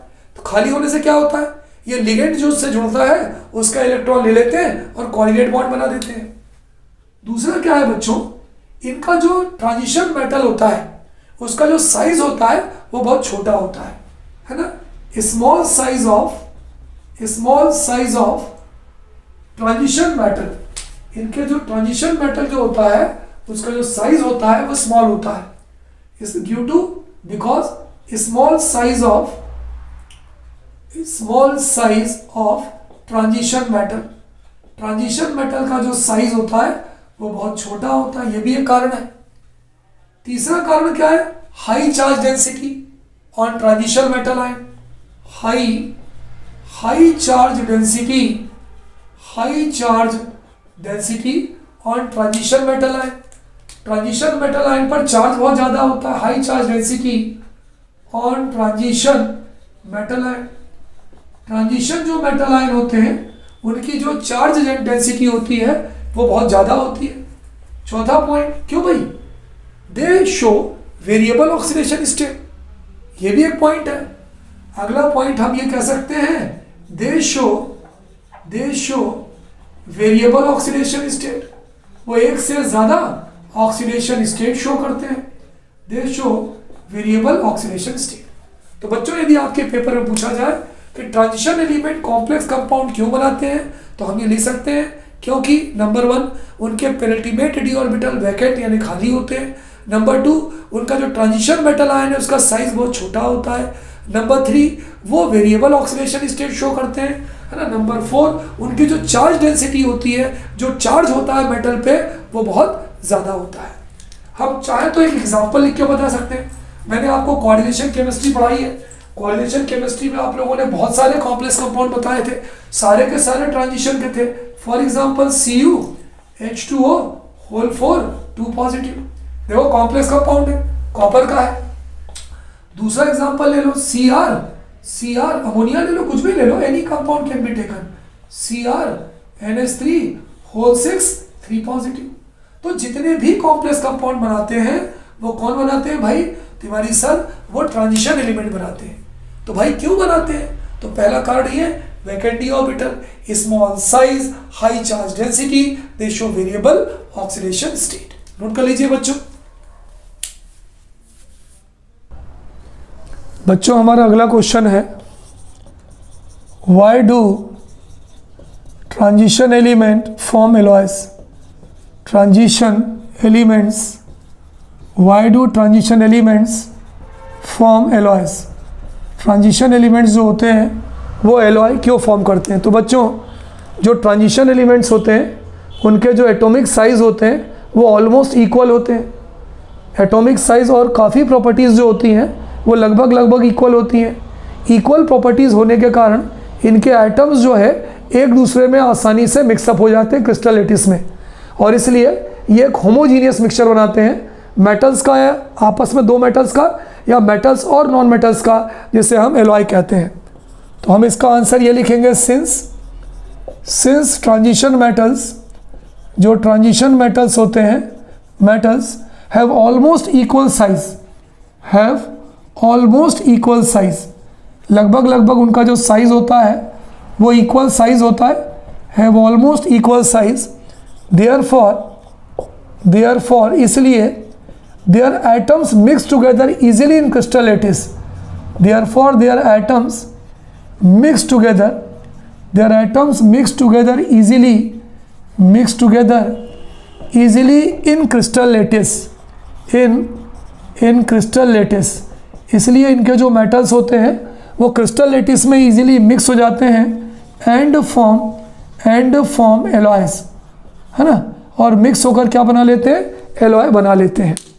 Since the transition metals have almost equal size, therefore their atoms mix together easily in crystal lattice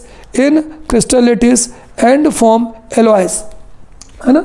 for example अगर हम एलॉय का एग्जाम्पल लें, फॉर एग्जाम्पल क्या है? कॉपर जिंक, है ना, कॉपर एंड जिंक। बताओ बच्चों, कॉपर एंड जिंक किसका एलॉय होगा? Copper and zinc will be an alloy of brass, will be called as brass, है ना। जैसे ब्रास है, ब्रास एक एलॉय है, ये किस का एलॉय है? बोलो, कॉपर एंड जिंक का एलॉय है। तो कोई बोले बच्चों कि भाई ट्रांजिशन एलिमेंट्स एलॉय क्यों बनाते हैं? क्योंकि जो ट्रांजिशन एलिमेंट्स होते हैं इनके जो एटॉमिक साइज होते हैं वो ऑलमोस्ट सेम होते हैं और भी प्रॉपर्टीज कुछ सेम होती हैं, इसलिए इनके जो एटम्स हैं वो क्रिस्टल लेटिस में मिक्सअप हो जाते हैं, और मिक्सअप हो जाने के बाद एक होमोजीनियस मिक्सचर बनाते हैं। Their atoms mix together easily in crystal lattice, mix together easily in crystal lattice to form homogeneous mixture, in crystal lattice to form homogeneous mixture, to form homogeneous mixture called alloys. उस homogeneous mixture को बच्चों हम क्या बोलते हैं, उसे हम alloy कहते हैं, है ना, नोट कर लीजिए। फॉर एग्जांपल ब्रास किस किस का एलॉय है बच्चों, brass is an alloy of copper and zinc, है ना। ब्रास किस किस का एलॉय होता है बच्चों बताइए, brass is an alloy of copper and zinc. तो अगर आपसे पूछा जाए बच्चों कि एलॉय क्या होता है, तो आप ये बता सकते हैं कि जो एलॉय है वो कौन बनाता है, ट्रांजिशन एलिमेंट। अब बच्चों जब ये ट्रांजिशन एलिमेंट्स एलॉय बना लेते हैं तो इससे क्या फ़ायदा होता है, आप एलॉय के फ़ायदे बता सकते हैं क्या होता है। एलॉय के कुछ कैरेक्टरिस्टिक्स होते हैं, आप चाहे तो ले सकते हैं। नंबर 1, दे आर हार्डर, ये जो है कठोर होते हैं, नॉर्मल मेटल की अपेक्षा हार्डर होते हैं। Number 2, they have high melting and boiling point, they have high melting point, इनका जो मेल्टिंग पॉइंट होगा वो बहुत ज़्यादा होता है, हाई मेल्टिंग पॉइंट। तीसरी चीज़ क्या है, they are resistant to corrosion, इनमें जंग नहीं लगता, they are resistant to corrosion, इनमें जो है जंग नहीं लगता, ठीक है। तो ये ध्यान रखना कि they are harder, they have high melting and boiling point and they are resistant to corrosion. Is it clear. अगला क्वेश्चन बच्चों जो बहुत मशहूर क्वेश्चन है, why do transition elements act as catalyst, why do transition elements या transition metals, TRANSITION transition metals act as catalyst, है ना। आपने देखा होगा कि जितनी भी रिएक्शंस होती हैं उसमें हम ज़्यादातर ट्रांजिशन एलिमेंट को कैटलिस्ट के फॉर्म में लेते हैं। बहुत सारे आंसर हैं बच्चों कि हम ये कह सकते हैं transition elements act as catalyst because transition elements या transition metals act as catalyst because, catalyst का काम करते हैं, act as catalyst because number one they contain unpaired electrons in their penultimate D orbital. बहुत सारे रीज़न है बच्चों। पहला ये है they contains unpaired electrons in their penultimate D orbital, सबको मालूम है भाई, unpaired electrons in their penultimate D orbital, मालूम है नहीं मालूम भाई, पेनल्टीमेट डी ऑर्बिटल। बच्चों जितनी प्रॉपर्टी आपको इसकी मालूम है सारी लिख दो। नंबर टू बताओ तुम दूसरी क्या है, दे शो वेरिएबल ऑक्सीडेशन स्टेट, दे शो वेरिएबल, दे शो क्या शो करता है बताओ, दे शो वेरिएबल ऑक्सीडेशन स्टेट, ये एक से ज़्यादा ऑक्सीडेशन स्टेट शो करता है, ठीक है। नंबर 3 क्या है बच्चों, they provide large surface area with free valency on which reactant are absorb. Transition metal का जो सरफेस एरिया होता है ना बच्चों वो बहुत ज़्यादा होता है, तो हम ये कह सकते हैं दे provide large surface area, large surface area with free valencies, with free valencies on which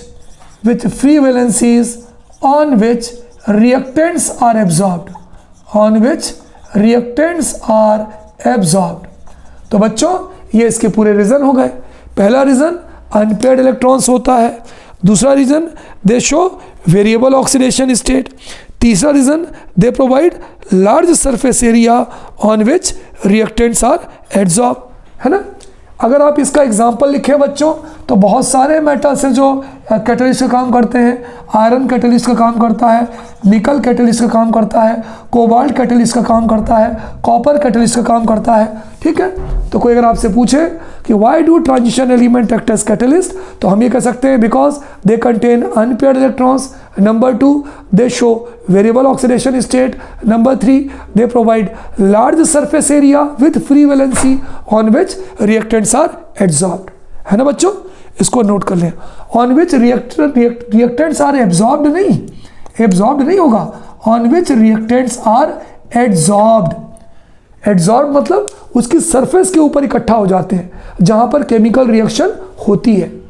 तो ये जो है बच्चों, इसलिए ज़्यादा से ज़्यादा आपने कैटलिस्ट देखा होगा, हम किसको यूज़ करते हैं, ट्रांजिशन मेटल्स या ट्रांजिशन एलिमेंट्स को यूज़ करते हैं, नोट कर लीजिए। बच्चों हमारा अगला क्वेश्चन है, तैयार हो जाइए इसके लिए। This is our next question. हमारा अगला क्वेश्चन है, why do transition elements form interstitial compounds और नॉन स्टोइकियोमेट्रिक कंपाउंड्स। बहुत इंपॉर्टेंट क्वेश्चन है बच्चों। Why do transition elements form interstitial compounds,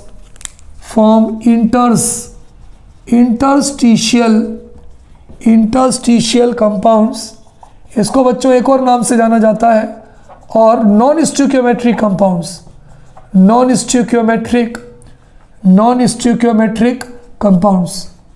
question ये है बच्चों कि जो ट्रांजिशन एलिमेंट्स होते हैं वो इंटरस्टिशियल कंपाउंड्स या नॉन स्टोइकियोमेट्रिक कंपाउंड्स जो है क्यों बनाते हैं। देखिए मैं आपको पहले डायग्राम बता दूं।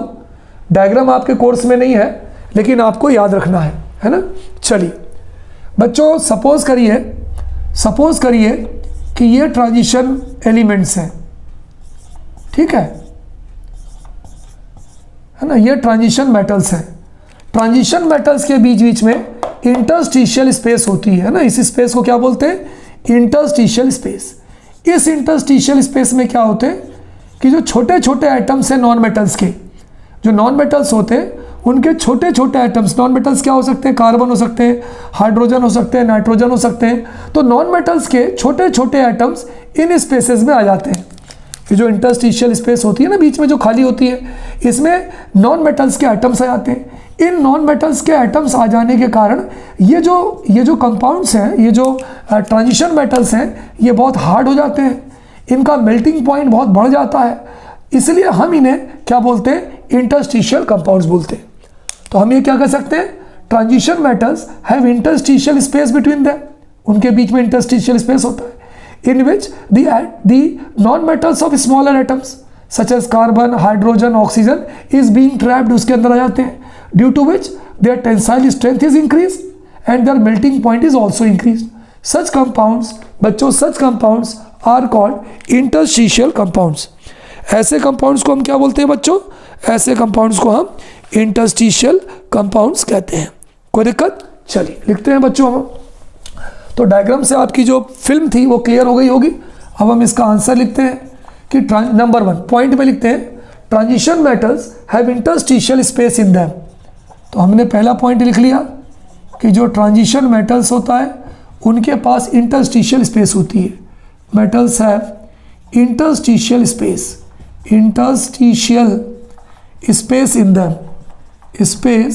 इन देम, खत्म बात। इन विच दे trap at non-metals of smaller atoms, है ना। नंबर 2, in which, जिसके अंदर ये क्या करते हैं? चलिए अभी डायरेक्टली लिख देते हैं, 1 2 नहीं लिखेंगे, है ना। इंटरस्टिशियल स्पेस इन देम, इन विच, जिसके अंदर दे ट्रैप, ये ट्रैप करते हैं, ट्रैप मतलब पकड़ लेते हैं, they trap the smaller atoms of non metals, they trap the smaller atoms of non metal. Non metal के छोटे छोटे एटम्स को ये ट्रैप कर लेते हैं। जैसे फॉर एग्जांपल नाइट्रोजन है, कार्बन है एंड हाइड्रोजन है। तो इसमें क्या करते हैं? छोटे छोटे नॉन मेटल्स के जो एटम्स हैं, नाइट्रोजन है, कार्बन है, हाइड्रोजन है, इसको ट्रैप कर लेते हैं। जब ट्रैप कर लेंगे तो क्या हो जाएगा भाई इससे? ड्यू टू विच, जिसके कारण their tensile strength is increase, इनकी जो मजबूती है बच्चों वो बढ़ जाती है। their tensile strength is increased, इनकी जो मजबूती है वो बढ़ जाती है। their melting point is increased, इनका melting point भी बढ़ जाता है। their melting point is increased, इनका melting point भी बढ़ जाता है। and they become hard, और बच्चों वो मजबूत भी हो जाते हैं। and they become hard, और वो मजबूत भी हो जाते हैं। ऐसे कंपाउंड्स को बच्चों, such compounds are called interstitial compounds. ऐसे कंपाउंड्स को बच्चों हम क्या बोलते हैं? इंटरस्टिशियल कंपाउंड्स कहते हैं। इंटरस्टिशियल कंपाउंड्स कहते हैं। कोई अगर एग्जांपल पूछे, भाई एक आध एग्जांपल दो, तो हम एग्जांपल लिख सकते हैं स्टेनलेस स्टील। स्टेनलेस स्टील बच्चों एक इंटरस्टिशियल कंपाउंड है। किस किस से बनता है? आयरन होता है, और आयरन के अंदर जो छोटे छोटे सुराख होते हैं, जो इंटरस्टिशियल स्पेस होती है, वहाँ पे कार्बन आ जाता है। तो इस हम कह सकते हैं stainless steel is an interstitial compounds of, किसका है? Of iron formed by, of iron trapped bye, of Fe मतलब iron trapped by carbon, trapped by carbon. तो कोई है ना, हमारा क्वेश्चन है ऑल्दो यद्यपि copper, silver and gold, copper ले लो चाहे सिल्वर ले लो या गोल्ड ले लो, हैव कंप्लीटली फिल्ड, हैव, बहुत इंपॉर्टेंट क्वेश्चन है बच्चों, ध्यान दीजिएगा, have completely filled d orbitals, yet they are considered as transition element,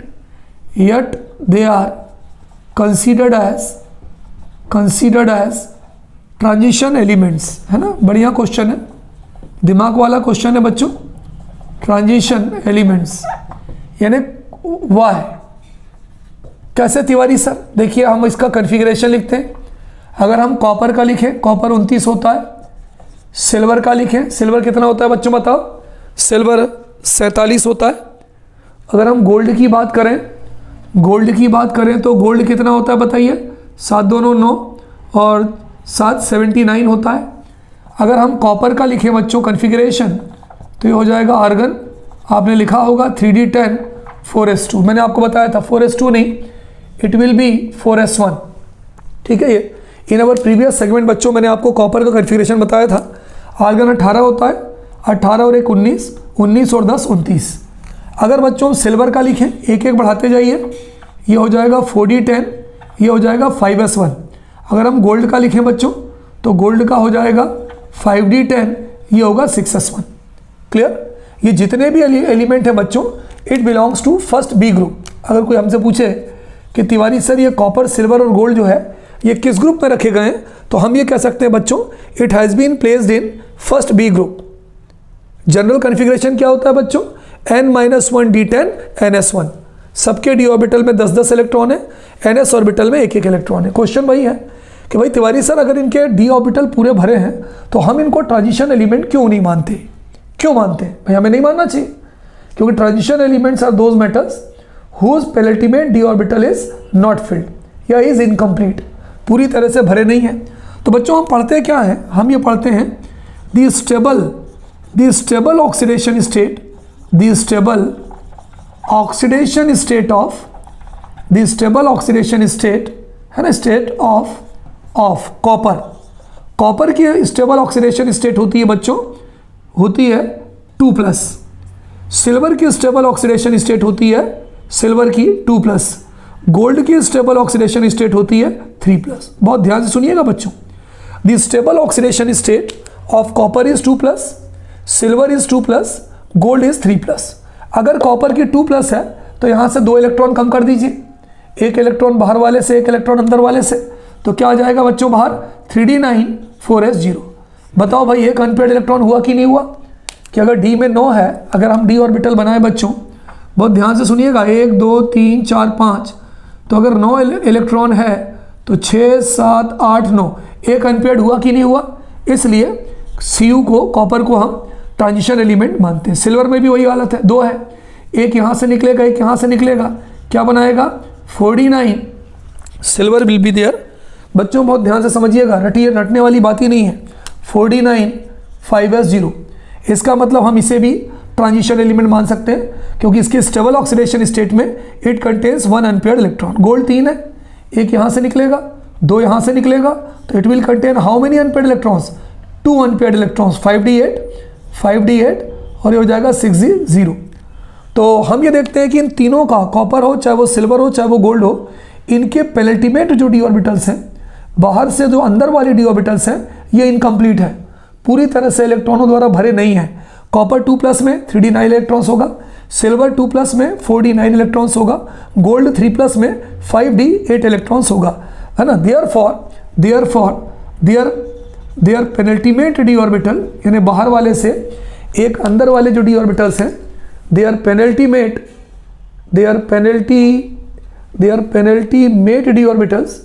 इनके जो पेनल्टीमेट डी ऑर्बिटल्स होते हैं, penultimate D orbitals are not completely filled with electrons, are not completely filled with electrons। वो पूरी तरह से इलेक्ट्रॉनों द्वारा भरे नहीं होते हैं। therefore they are considered as transition elements। therefore they are considered as transition elements। बच्चों याद हो गया याद कि होना तो ये चाहिए था कॉपर, सिल्वर और गोल्ड के अंदर 3d10, 4s1, 4d10, 5s1, 5d10, 6s1, but we know that in their stable oxidation state copper exist in the form of Cu2+, silver exist in the form of Ag2+, and gold exist in the form of A3+। तो यहाँ से 2 electron निकाला 3d9, यहाँ से 2 निकाला 4d9, यहाँ से 3 निकाला 5d8। It means their penultimate D orbital is incomplete and therefore we can say that कि they are considered as transition elements. बहुत इंपॉर्टेंट क्वेश्चन है बच्चों, ठीक है, नोट कर लीजिए इसे। बच्चों हमारा जो अगला पॉइंट है, अगला जो हमारा क्वेश्चन है वो ये है कि why zinc, cadmium and mercury are soft with low melting point, है ना। हमारा जो क्वेश्चन है बच्चों कि जिंक, कैडमियम और मरकरी जो है सॉफ्ट होता है with low melting point.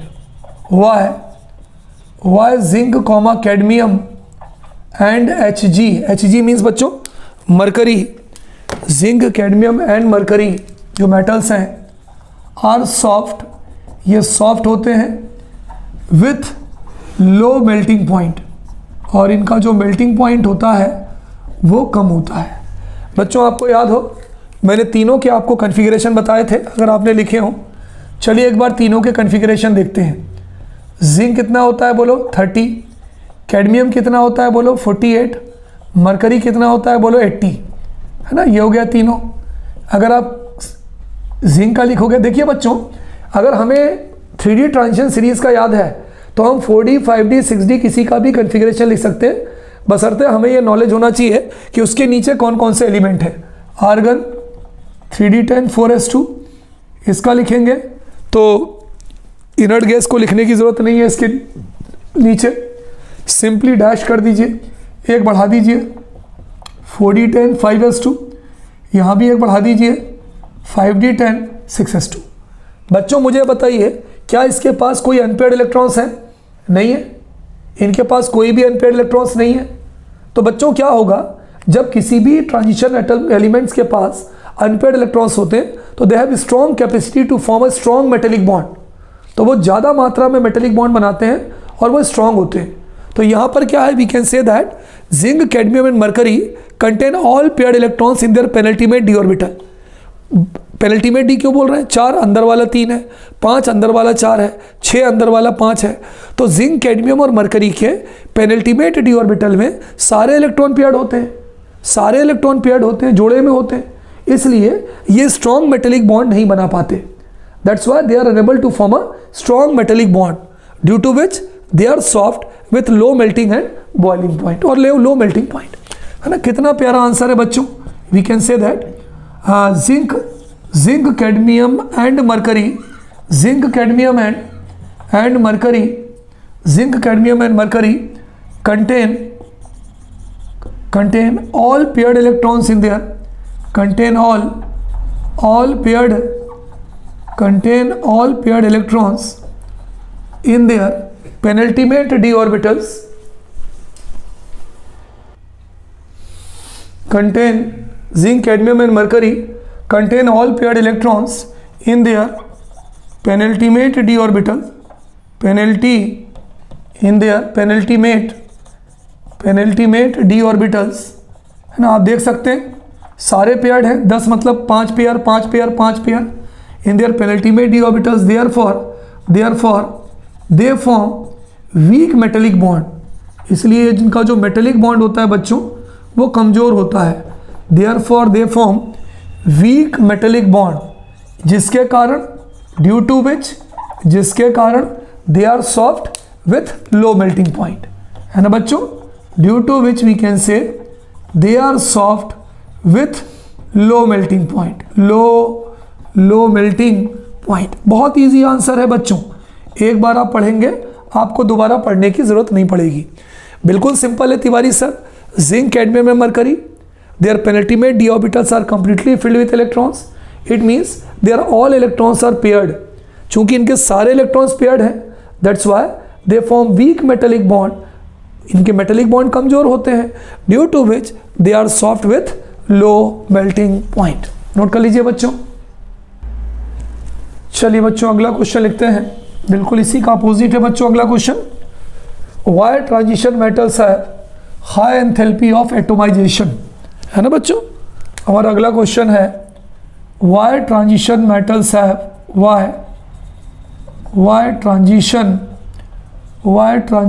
Metals have high enthalpy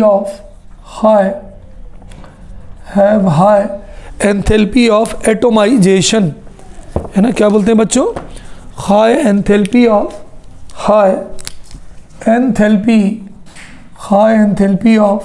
atomisation, ATOMI, atomization, enthalpy of atomization. अब बच्चों सबसे पहले तो हम ये पता लगाएंगे कि आखिर ये एंथैल्पी ऑफ एटोमाइजेशन होती क्या है ना। What is enthalpy of atomisation बच्चों, the amount of heat required. Enthalpy मतलब जो है बच्चों हीट होती है, एंथैल्पी जो है हम हीट को कहते हैं, किसको कहते हैं, हीट को। So the amount of heat required to break the metallic crystal into ions या into separate atoms. So the amount of heat required to break the metallic crystal और metallic lattice into separate atoms is called as enthalpy of atomization, है ना। हम लिख सकते हैं the amount of heat required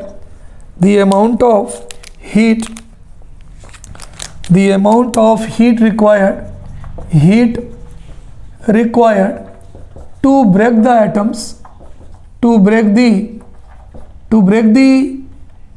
metallic crystal into separate atoms, है ना, is called enthalpy of atomization. उसको हम क्या बोलते हैं बच्चों, is called enthalpy of atomization, atomization, है ना। The amount of heat required to break the metallic crystal या metallic lattice, crystal lattice into separate atoms is called enthalpy of atomization. अब मुझे बताओ बच्चों, जो ट्रांजिशन एलिमेंट होता है उनके पास ज़्यादातर पेयर्ड इलेक्ट्रॉन्स होते हैं कि अनपेयर्ड इलेक्ट्रॉन्स होते हैं। ट्रांजिशन मेटल्स और एलिमेंट्स कंटेन अनपेयर्ड इलेक्ट्रॉन्स, तो इसके कारण क्या होता है, they form strong inter atomic attraction, that is they form a strong metallic bond, है ना। सिंस हम ये लिख सकते हैं, since transition elements contain unpaired electron, simple सी बात है, जो ट्रांजिशन एलिमेंट्स होते हैं वो क्या कंटेन करते हैं, अनपेयर्ड इलेक्ट्रॉन्स कंटेन करते हैं। Therefore they form strong metallic bond, वो जो है बच्चों स्ट्रॉन्ग मेटेलिक बॉन्ड बनाते हैं, है ना। They form strong metallic bond due to which, जिसके कारण हम ये कह सकते हैं, due to which they have high enthalpy of atomization, due to which they have high enthalpy of atomization, याद हो गया बच्चों। हमारा क्वेश्चन ये था कि ट्रांजिशन एलिमेंट का एंथैल्पी ऑफ एटोमाइजेशन ज़्यादा क्यों होता है। तो एंथैल्पी ऑफ एटोमाइजेशन क्या होता है बच्चों, कि वो हीट जो किसी मेटेलिक क्रिस्टल को से एटम को अलग करने के लिए चाहिए होता है, ठीक है। ट्रांजिशन एलिमेंट्स जो होते हैं उनके पास अनपेयर्ड इलेक्ट्रॉन्स होते हैं, उनके डी ऑर्बिटल में कंटेन अनपेयर्ड इलेक्ट्रॉन्स। कहाँ अनपेयर्ड इलेक्ट्रॉन्स कंटेन करते हैं, लिख दो, in their n-1 D orbital या पेनल्टीमेट डी ऑर्बिटल, है ना, n-1 D orbital. Therefore they form, है ना, therefore they form strong metallic bond, इसलिए वो क्रिस्टल लेटिस में स्ट्रॉन्ग मेटेलिक बॉन्ड बनाते हैं, due to which they have high enthalpy of atomization. Note कर लीजिए बच्चों। कभी कभी हमसे पूछा जाता है which transition element does not show variable oxidation state. Which transition element does not show या doesn't show variable oxidation state, variable oxidation state and why, और क्यों?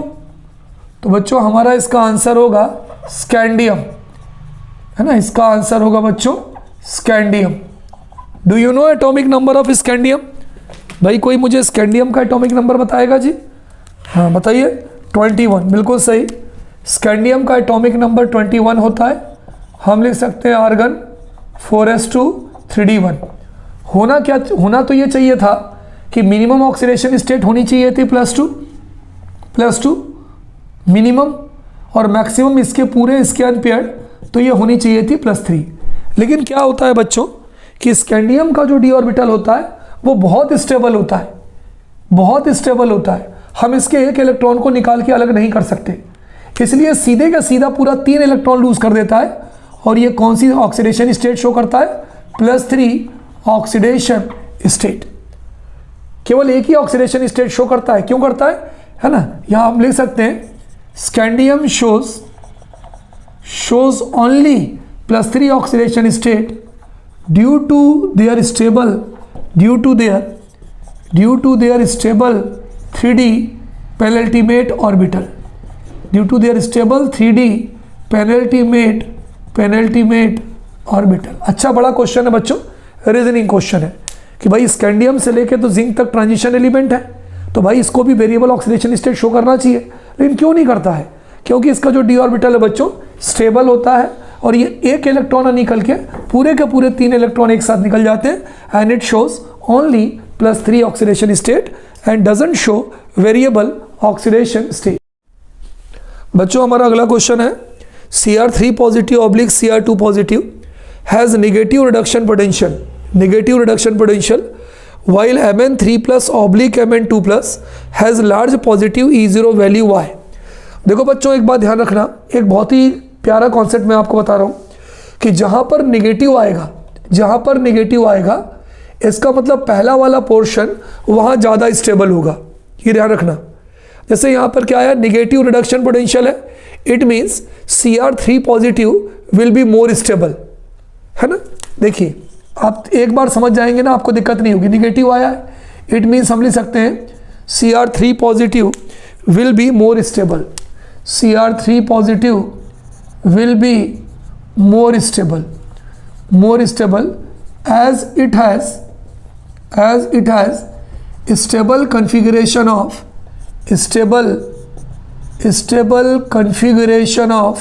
बताइए कौन सा स्टेबल कॉन्फ़िगरेशन होगा बच्चों? जनरली जो हमारा आर्गन होता है, मैं करके भी बता रहा हूँ, आर्गन का होता है 3d5 और 4s1। अब यहाँ 3 पॉजिटिव है, तो 3 पॉजिटिव है तो एक यहाँ से हटा दीजिए और 2 यहाँ से हटा दीजिए, तो ये बचेगा 3d3।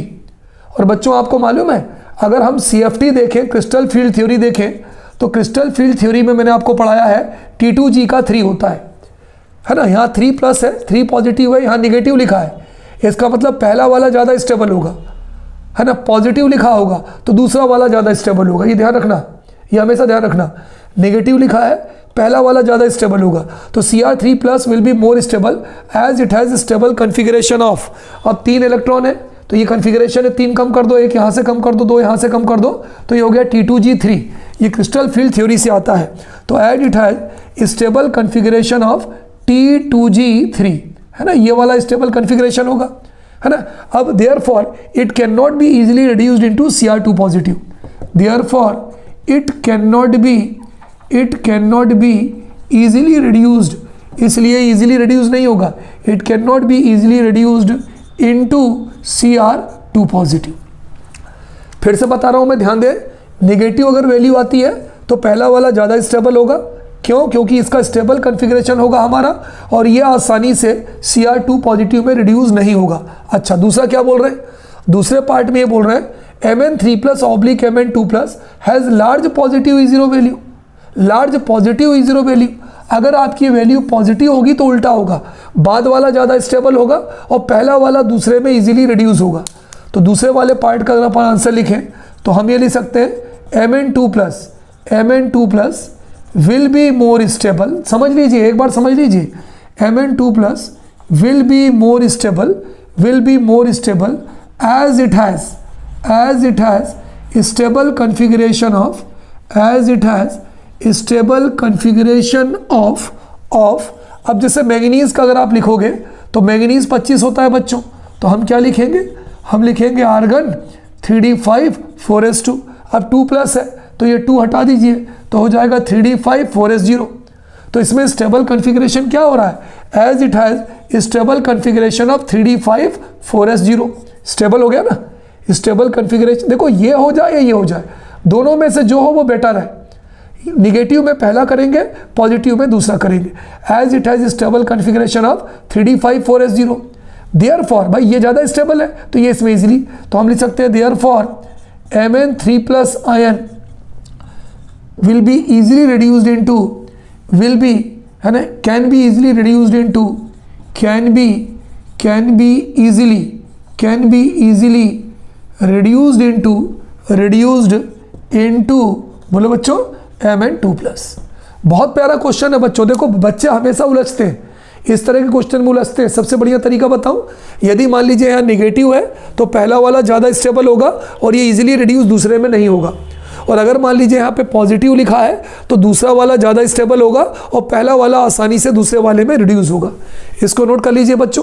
फिर इसी टाइप का हम अगला करते हैं बच्चों। हमारा अगला क्वेश्चन भी बिल्कुल उसी तरह से है। देखिए कॉन्सेप्ट को पकड़िए, वैसे आप उलझ जाओगे इन तरह के क्वेश्चंस में। E0 वैल्यू, इलेक्ट्रोड पोटेंशियल की जो वैल्यू है Mn2 प्लस ऑब्लिक Mn के लिए नेगेटिव है। मैंने क्या बताया, नेगेटिव के लिए पहला ज़्यादा स्टेबल होता है और ये इजीली रिड्यूस नहीं होता। पॉजिटिव के लिए दूसरा ज़्यादा स्टेबल होता है और ये इजीली रिड्यूस हो जाता है। Is negative while for Cu2 plus oblique Cu is positive explain. चलिए बताइए यहाँ पे कौन ज़्यादा स्टेबल होगा, पहला वाला।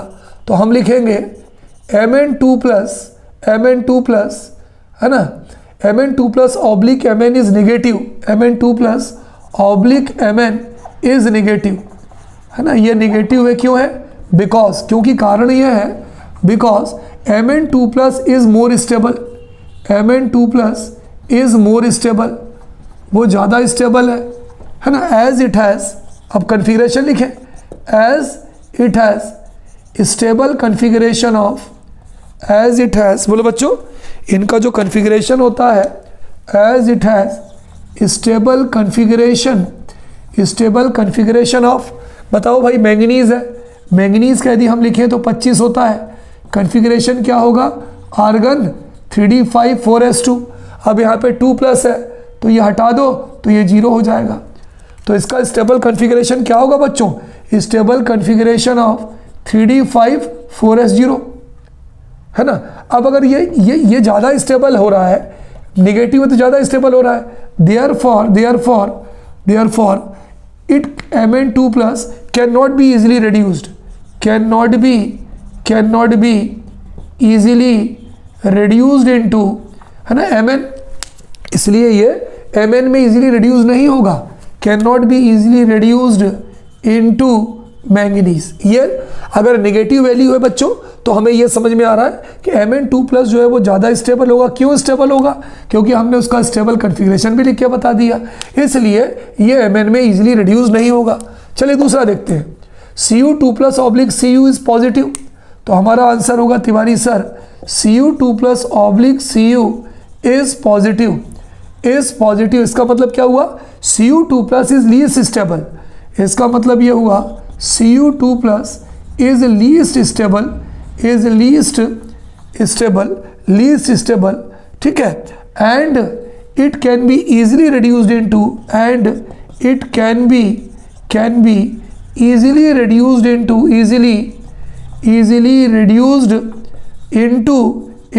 Cu है ना। एज इट हैज़, Cu में इसलिए रिड्यूस हो रहा है, as it has stable configuration of, stable configuration of 3d10 4s1, क्योंकि इसका जो स्टेबल कॉन्फ़िगरेशन है कॉपर का वो 3d10 4s1 होता है, जबकि Cu2+ में हो जाएगा 4s0 3d9, तो इसलिए ये ज़्यादा स्टेबल होगा। ध्यान रखिएगा, एक्वस सॉल्यूशन की बात नहीं हो रही है, पानी की बात नहीं हो रही है। पानी की अगर बात होगी तो Cu2+ ज़्यादा स्टेबल होगा, है ना। यहाँ अलग है, पॉजिटिव निगेटिव कोई भी कॉन्सेप्ट आए, एक कॉन्सेप्ट दिमाग में बिठा लीजिए, अगर निगेटिव आएगा पहला वाला ज़्यादा स्टेबल होगा, ये इसमें इजीली रिड्यूस नहीं होगा। अगर ये पॉजिटिव आएगा दूसरा वाला ज़्यादा स्टेबल होगा और पहला वाला दूसरे वाले में इजीली रिड्यूस हो जाएगा। ठीक है, इन चीज़ों पर बच्चों बहुत ध्यान रखिएगा। चलिए बच्चों, हमारा अगला क्वेश्चन है Mn2O3 is basic in nature while MnO2O7 is acidic why, है ना। Mn2O3 का नेचर बेसिक होता है जबकि Mn2O7 का नेचर एसिडिक होता है। ऐसा क्यों होता है? तो बच्चों अगर हम यहाँ पे देखें, इसके आंसर को देखें, तो आप ये पाएंगे कि यहाँ पे मैंगनीज की ऑक्सीडेशन स्टेट 3 है ना। जितना ऑक्सीजन है उतनी इसकी, देखो यहाँ ऑक्सीजन की 2 है, मैंगनीज की 3 है। यहाँ पे मैंगनीज की ऑक्सीजन स्टेट 7 है जो हाईएस्ट है। तो हम आंसर ये लिख सकते हैं बच्चों कि Mn2O3 में मैंगनीज की ऑक्सीडेशन स्टेट कितनी है? 3 है। और ये बच्चों जब हम इसको पानी से रिएक्ट करता है तो ये बनाता है MnOH होल थ्राइस, है ना, MnOH होल थ्राइस। और मैंगनीज हाइड्रोक्साइड जो होता है उसका नेचर कैसा होता है? बेसिक, इसलिए बेसिक होता है। जबकि Mn2O7 जब पानी से रिएक्ट करता है तो मैंगनीज की ऑक्सीडेशन स्टेट 7 होती है। तो यहाँ पर ये बनाता है पर मैंगनिक एसिड H4MnO4, इसलिए हम ये कहते हैं बच्चों कि Mn2O7 जो होता है इसका जो नेचर होता है वो होता है एसिडिक, है ना। ध्यान से मैं लिख के बता रहा हूँ बच्चों, देखिए इन Mn2O3, अगर हम Mn2O3 की बात करें, so the oxidation state of, ध्यान से सुनिएगा मेरी बात को, the oxidation state of Mn is +3, वही है ना। Mn2O3 तो 3 है, तो 3 है is +3। It reacts with warm water, ये गर्म पानी से रिएक्ट करता है, it reacts with warm water, गर्म पानी से रिएक्ट करता है to form MnOH whole thrice, manganese hydroxide, है ना। आप चाहे तो इसका नाम लिख लें। यहाँ पे इसका ऑक्सीडेशन स्टेट +3 है क्योंकि 3 ऑक्सीजन जुड़ा है, और ये गर्म पानी से रिएक्ट करके मैंगनीज हाइड्रोक्साइड बनाता है बच्चों। Therefore we can say that Mn2O3 is basic in nature. इसका जो नेचर होता है बच्चों वो कैसे नेचर का होता है? बेसिक नेचर का होता है।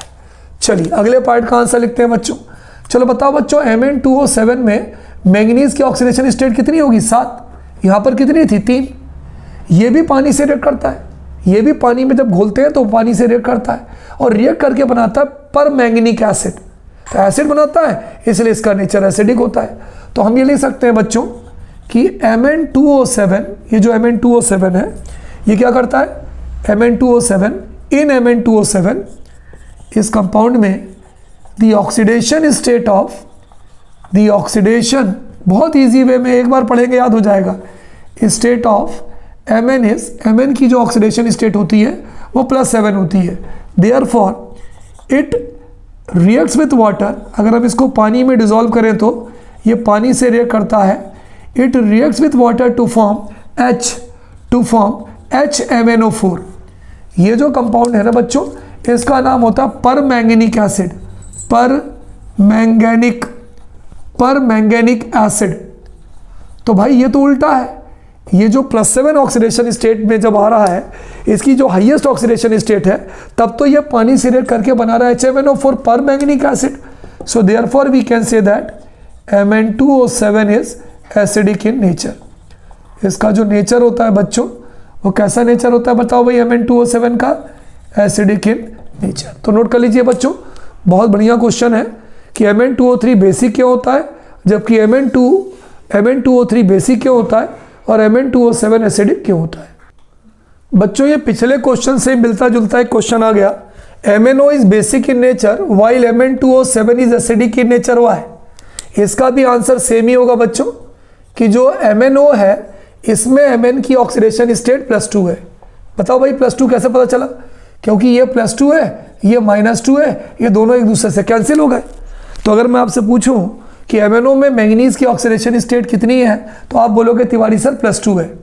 तो ये पानी से रिएक्ट करता है और पानी से रिएक्ट करके बनाता है मैंगनीज हाइड्रोक्साइड। तो हम लिखेंगे इन MnO the oxidation state of Mn is +2। Mn की जो ऑक्सीडेशन स्टेट होती है बच्चों वो कितनी होती है? +2 होती है। Therefore it reacts with warm water, है ना, ये इजीली रिएक्शन नहीं होती है। It reacts with warm water, गर्म पानी से रिएक्ट करता है, and to form manganese hydroxide MnOH whole twice. इसके पहले वाले ने बनाया था MnOH होल थ्राइस, क्योंकि वहाँ पर उसकी ऑक्सीडेशन स्टेट 3 थी। तो it reacts with warm water to form manganese hydroxide, therefore we can say that MnO is basic in nature. Basic in nature, इसलिए हम ये कह सकते हैं बच्चों कि जो MnO होता है उसका नेचर बेसिक होता है।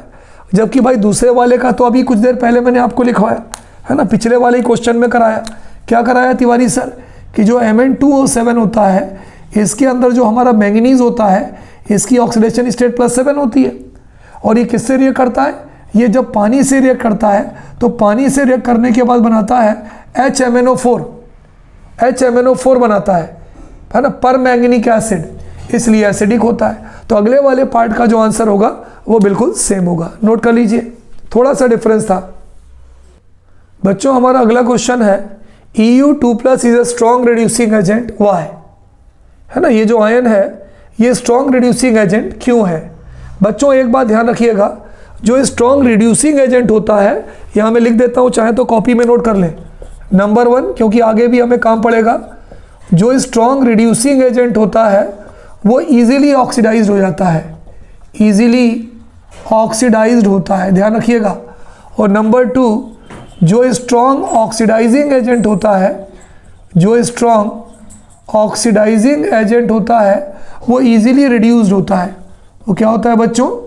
वो इजीली रिड्यूस होता है। ये दोनों कॉपी में नोट कर लो बच्चों कि जो स्ट्रॉन्ग रिड्यूसिंग एजेंट जहाँ लिखने को आएगा आप लिखना वो इजीली ऑक्सीडाइज होगा, और जो स्ट्रॉन्ग ऑक्सीडाइजिंग एजेंट होगा वो इजीली रिड्यूस होगा, है ना। इसको नोट कर लीजिए, इसको नोट कर लीजिए, है ना, पॉज करके नोट कर लीजिए। तो क्वेश्चन वही है कि Eu2+ is a strong reducing agent why. Eu2+ जो है ये स्ट्रॉन्ग रिड्यूसिंग एजेंट क्यों होता है? ठीक है, चलिए अब अगर ये स्ट्रॉन्ग रिड्यूसिंग एजेंट है बच्चों तो बताइए ये इजीली ऑक्सीडाइज होगा कि नहीं होगा? होगा। तो Eu2+ है ना इजीली ऑक्सीडाइज इनटू, ये जो Eu2+ होता है बच्चों ये एक इलेक्ट्रॉन लूज करता है और लूज करने के बाद इजीली ये Eu3+ में ऑक्सीडाइज हो जाता है। बच्चों चार्ज बढ़ने के साथ इसका हाइड्रेशन एनर्जी बढ़ जाती है, which is high hydration energy, है ना। तो हम ये लिख सकते हैं कि Eu2+ is easily oxidised into, भाई कैसे पता चला ऑक्सीडाइज है? क्योंकि रिड्यूसिंग एजेंट है। और तिवारी सर आपने बताया कि जो रिड्यूसिंग एजेंट होता है वो इजीली ऑक्सीडाइज होता है, ये हम पढ़ चुके हैं 10th क्लास में। Eu2+ is easily oxidised into Eu3+। Eu3+ में एक इलेक्ट्रॉन करके इजीली ऑक्सीडाइज हो जाता है। जब चार्ज बढ़ेगा बच्चों तो उनकी हाइड्रेशन एनर्जी भी बढ़ जाएगी, विच has high hydration energy, which has बोलो बच्चों हाई हाइड्रेशन एनर्जी, जिसकी हाइड्रेशन एनर्जी बहुत ज़्यादा होती है, विच हैज हाई हाइड्रेशन एनर्जी। इसलिए हम कह सकते हैं therefore Eu2+ is a strong reducing agent. Eu2+ is a strong reducing agent. आप चाहें तो रिएक्शन भी लिख के बता सकते हैं जैसा मैंने आपको लिखा है ना। आप जो है रिएक्शन भी लिख कर बता सकते हैं। इज इट क्लियर बच्चों? पेपर में आप रिएक्शन को भी लिख कर बता सकते हैं, ठीक है। तो ये बात ध्यान रखिएगा कि स्ट्रॉन्ग रिड्यूसिंग एजेंट है मतलब इजीली ऑक्सीडाइज होगा। और जब इसकी हाइड्रेशन एनर्जी देखो बच्चों, जब चार्ज बढ़ेगा ना, आयनिक चार्ज बढ़ता है तो उसकी हाइड्रेशन एनर्जी अपने आप बढ़ जाती है, तो विच has high hydration energy. Therefore Eu2+ is a strong reducing agent. और चाहो तो इक्वेशन को भी लिख के बता दो, ठीक है। नोट कर लीजिए बच्चों। बच्चों हमारा अगला क्वेश्चन है Cr2+ is strongly reducing in nature why. अब ये स्ट्रांगली रिड्यूसिंग है मतलब Cr2 plus is easily oxidize into Cr3 positive, है ना, मैंने बताया था ना आपको बच्चों, रिड्यूसिंग आए तो इजीली ऑक्सीडाइज कर दो। तो Cr2 प्लस है, एक इलेक्ट्रॉन लूज करेगा तो ये हो जाएगा Cr3 प्लस, ठीक है। अगर हम इसका, अगर क्रोमियम का आप देखो तो क्रोमियम का क्या होता है, क्रोमियम का अगर हम देखें तो 24 होता है। अगर 24 होगा तो आर्गन, ये हो जाएगा आर्गन, ये हो जाएगा 3d5, ये होगा 4s1। तो अगर 2 प्लस है तो एक यहाँ हट जाएगा 0 और ये हो जाएगा 3d4, ये स्टेबल नहीं है भाई। अगर हम ये देखें, बहुत ध्यान से समझो भाई, जल्दबाजी मत करना यहाँ पे। देखो Cr2 प्लस है, स्ट्रांगली रिड्यूसिंग एजेंट है, मतलब इजीली ऑक्सीडाइज होगा। अगर हम क्रोमियम का देखें कन्फिगरेशन, क्रोमियम 24 होता है तो ये होगा आर्गन 3d5 और 4s1। अब यहाँ 2 प्लस है, तो 2 प्लस है तो एक यहाँ से निकाल दो, एक यहाँ से निकाल दो, है ना, तो ये हो जाएगा 3d4 और ये हो जाएगा 4s0। लेकिन बच्चों जब ये 3 पॉजिटिव होगा, जब ये 3 पॉजिटिव होगा तो डी में कितने इलेक्ट्रॉन आ जाएंगे, 3 आ जाएंगे। और 3 में आपको मालूम है कि स्टेबल कब होता है, T2G, है ना, मैंने आपको पढ़ाया था, आप अगले पिछले सेगमेंट में जाइएगा, पढ़िएगा क्रिस्टल फील्ड थ्योरी। तो यहाँ पर अगर आप देखो तो यहाँ पर इसका जो कन्फिग्रेशन होगा, जो स्टेबल कन्फिग्रेशन होगा, क्या होगा, T2G3, T2G3 का इसमें स्टेबल कन्फिग्रेशन होगा, T2G3 का इसमें स्टेबल कन्फिग्रेशन होगा। तो हम ये लिख सकते हैं कि Cr2 plus is easily oxidised into Cr3 plus, है ना, which has high hydration energy. भाई जब भी चार्ज तुम्हारा बढ़ेगा, हमें हाइड्रेशन एनर्जी हमेशा ज़्यादा होगी, which have high hydration energy and stable configuration of T2G3। तो हम ये लिख सकते हैं Cr2 plus is easily oxidised into, is easily oxidised into, समझ के पढ़िए, रटिए मत, into Cr3 positive, Cr3 positive, ठीक है ना, इजीली ऑक्सीडाइज्ड इनटू बोलो Cr3 positive, which has high hydration energy. दो बातें ज़्यादा होंगी, एक तो इसकी हाइड्रेशन एनर्जी ज़्यादा होगी, high hydration energy, and stable configuration of T2G3, and stable configuration of T2G3 का स्टेबल कन्फिगरेशन होगा। इसलिए हम लिख सकते हैं देयरफॉर, पूरा का पूरा क्वेश्चन यही नोट कर लीजिए कि Cr2 positive is a strongly reducing in nature. समझ में आ गया? चाहे तो ये रिएक्शन लिख दे Cr2 plus -1 electron is equal to Cr3 positive. T2G3 stable कैसे बना, फिर से समझ लीजिए। क्रोमियम का 24 होता है, अगर हम लिखें तो हम लिखेंगे आर्गन, हम लिखेंगे 3d5 4s1, हमें 3 इलेक्ट्रॉन कम करना है। अगर हम 3 इलेक्ट्रॉन कम करेंगे तो हो जाएगा आर्गन 3d3, ये हो जाएगा 4s0। अब ये 3d3 स्टेबल थोड़ी ना है, ये 3d3 स्टेबल कब है, इसके लिए आपको जाना पड़ेगा CFT में, और क्रिस्टल फील्ड थ्योरी में जो T2G3 होता है उसे हम स्टेबल कहते हैं। तो ये ध्यान रखिएगा, नोट कर लीजिए इसको। ऑक्सीडाइजिंग और रिड्यूसिंग के क्वेश्चंस पेपर में आते हैं बच्चों।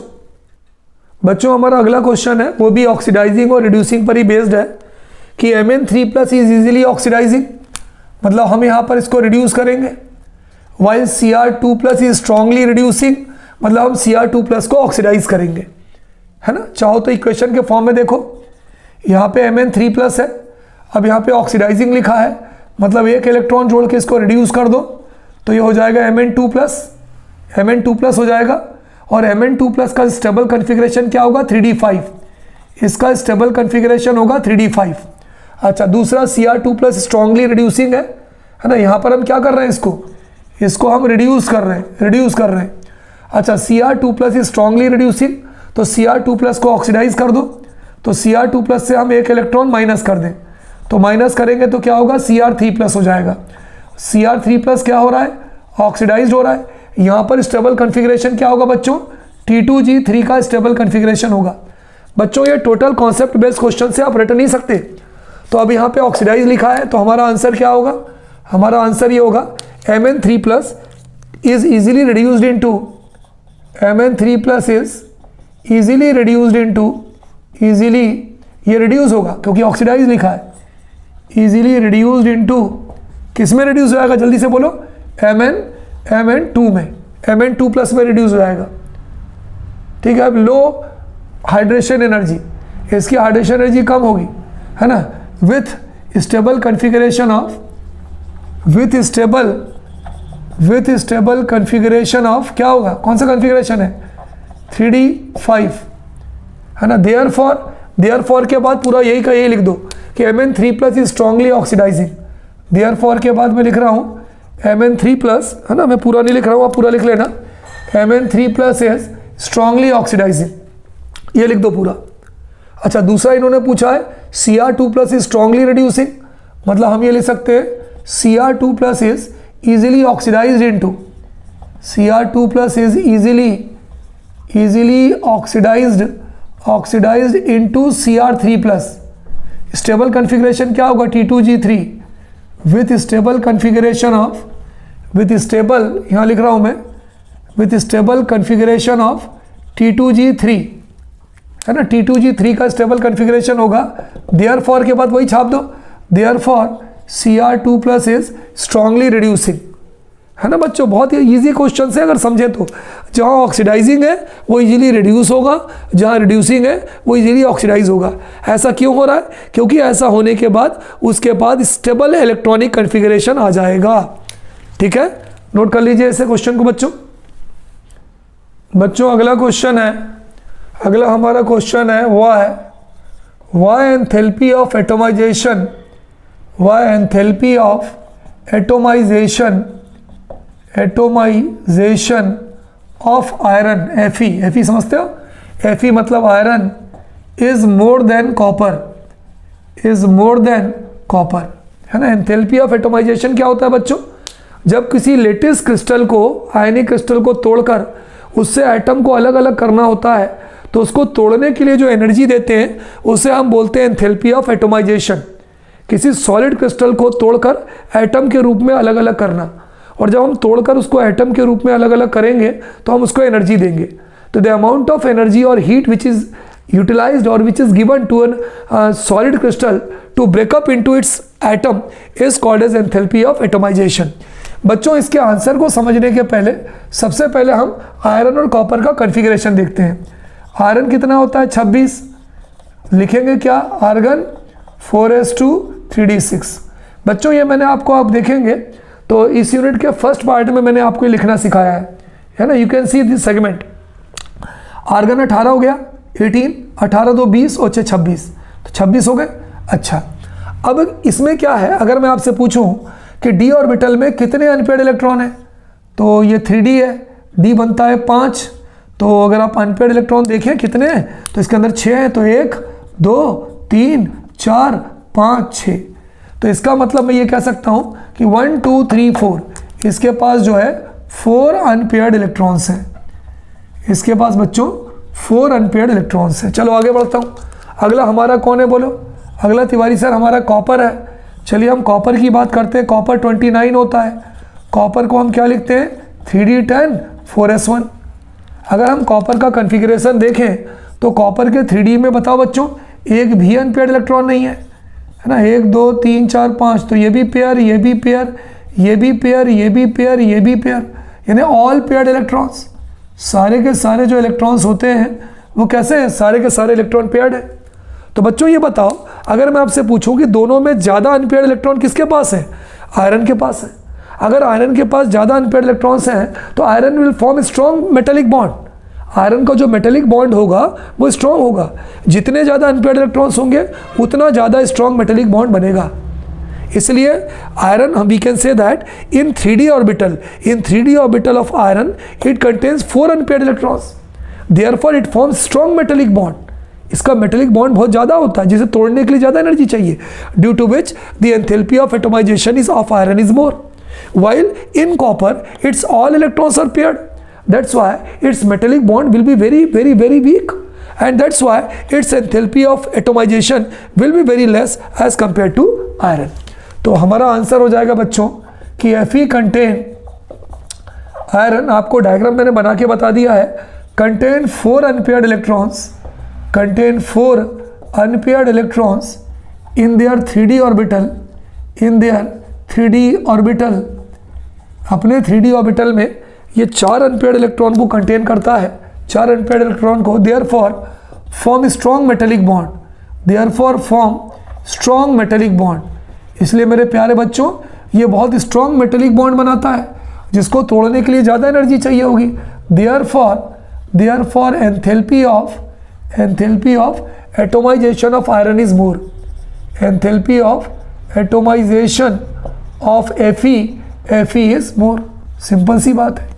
अच्छा, जबकि अगर हम, ये तो बात तुम्हारी आयरन की हो गई थी, अगर हम कॉपर की बात करें तो कॉपर में सारे इलेक्ट्रॉन पेयर्ड है ना। In copper all electrons are paired in d orbital, all electrons are paired in 3d orbitals. इसके 3d ऑर्बिटल्स में बच्चों सारे इलेक्ट्रॉन्स पेयर्ड है, तो क्या होगा, therefore it forms very weak metallic bond, therefore it forms very weak, या weak लिख दो, weak metallic bond, weak metallic bond.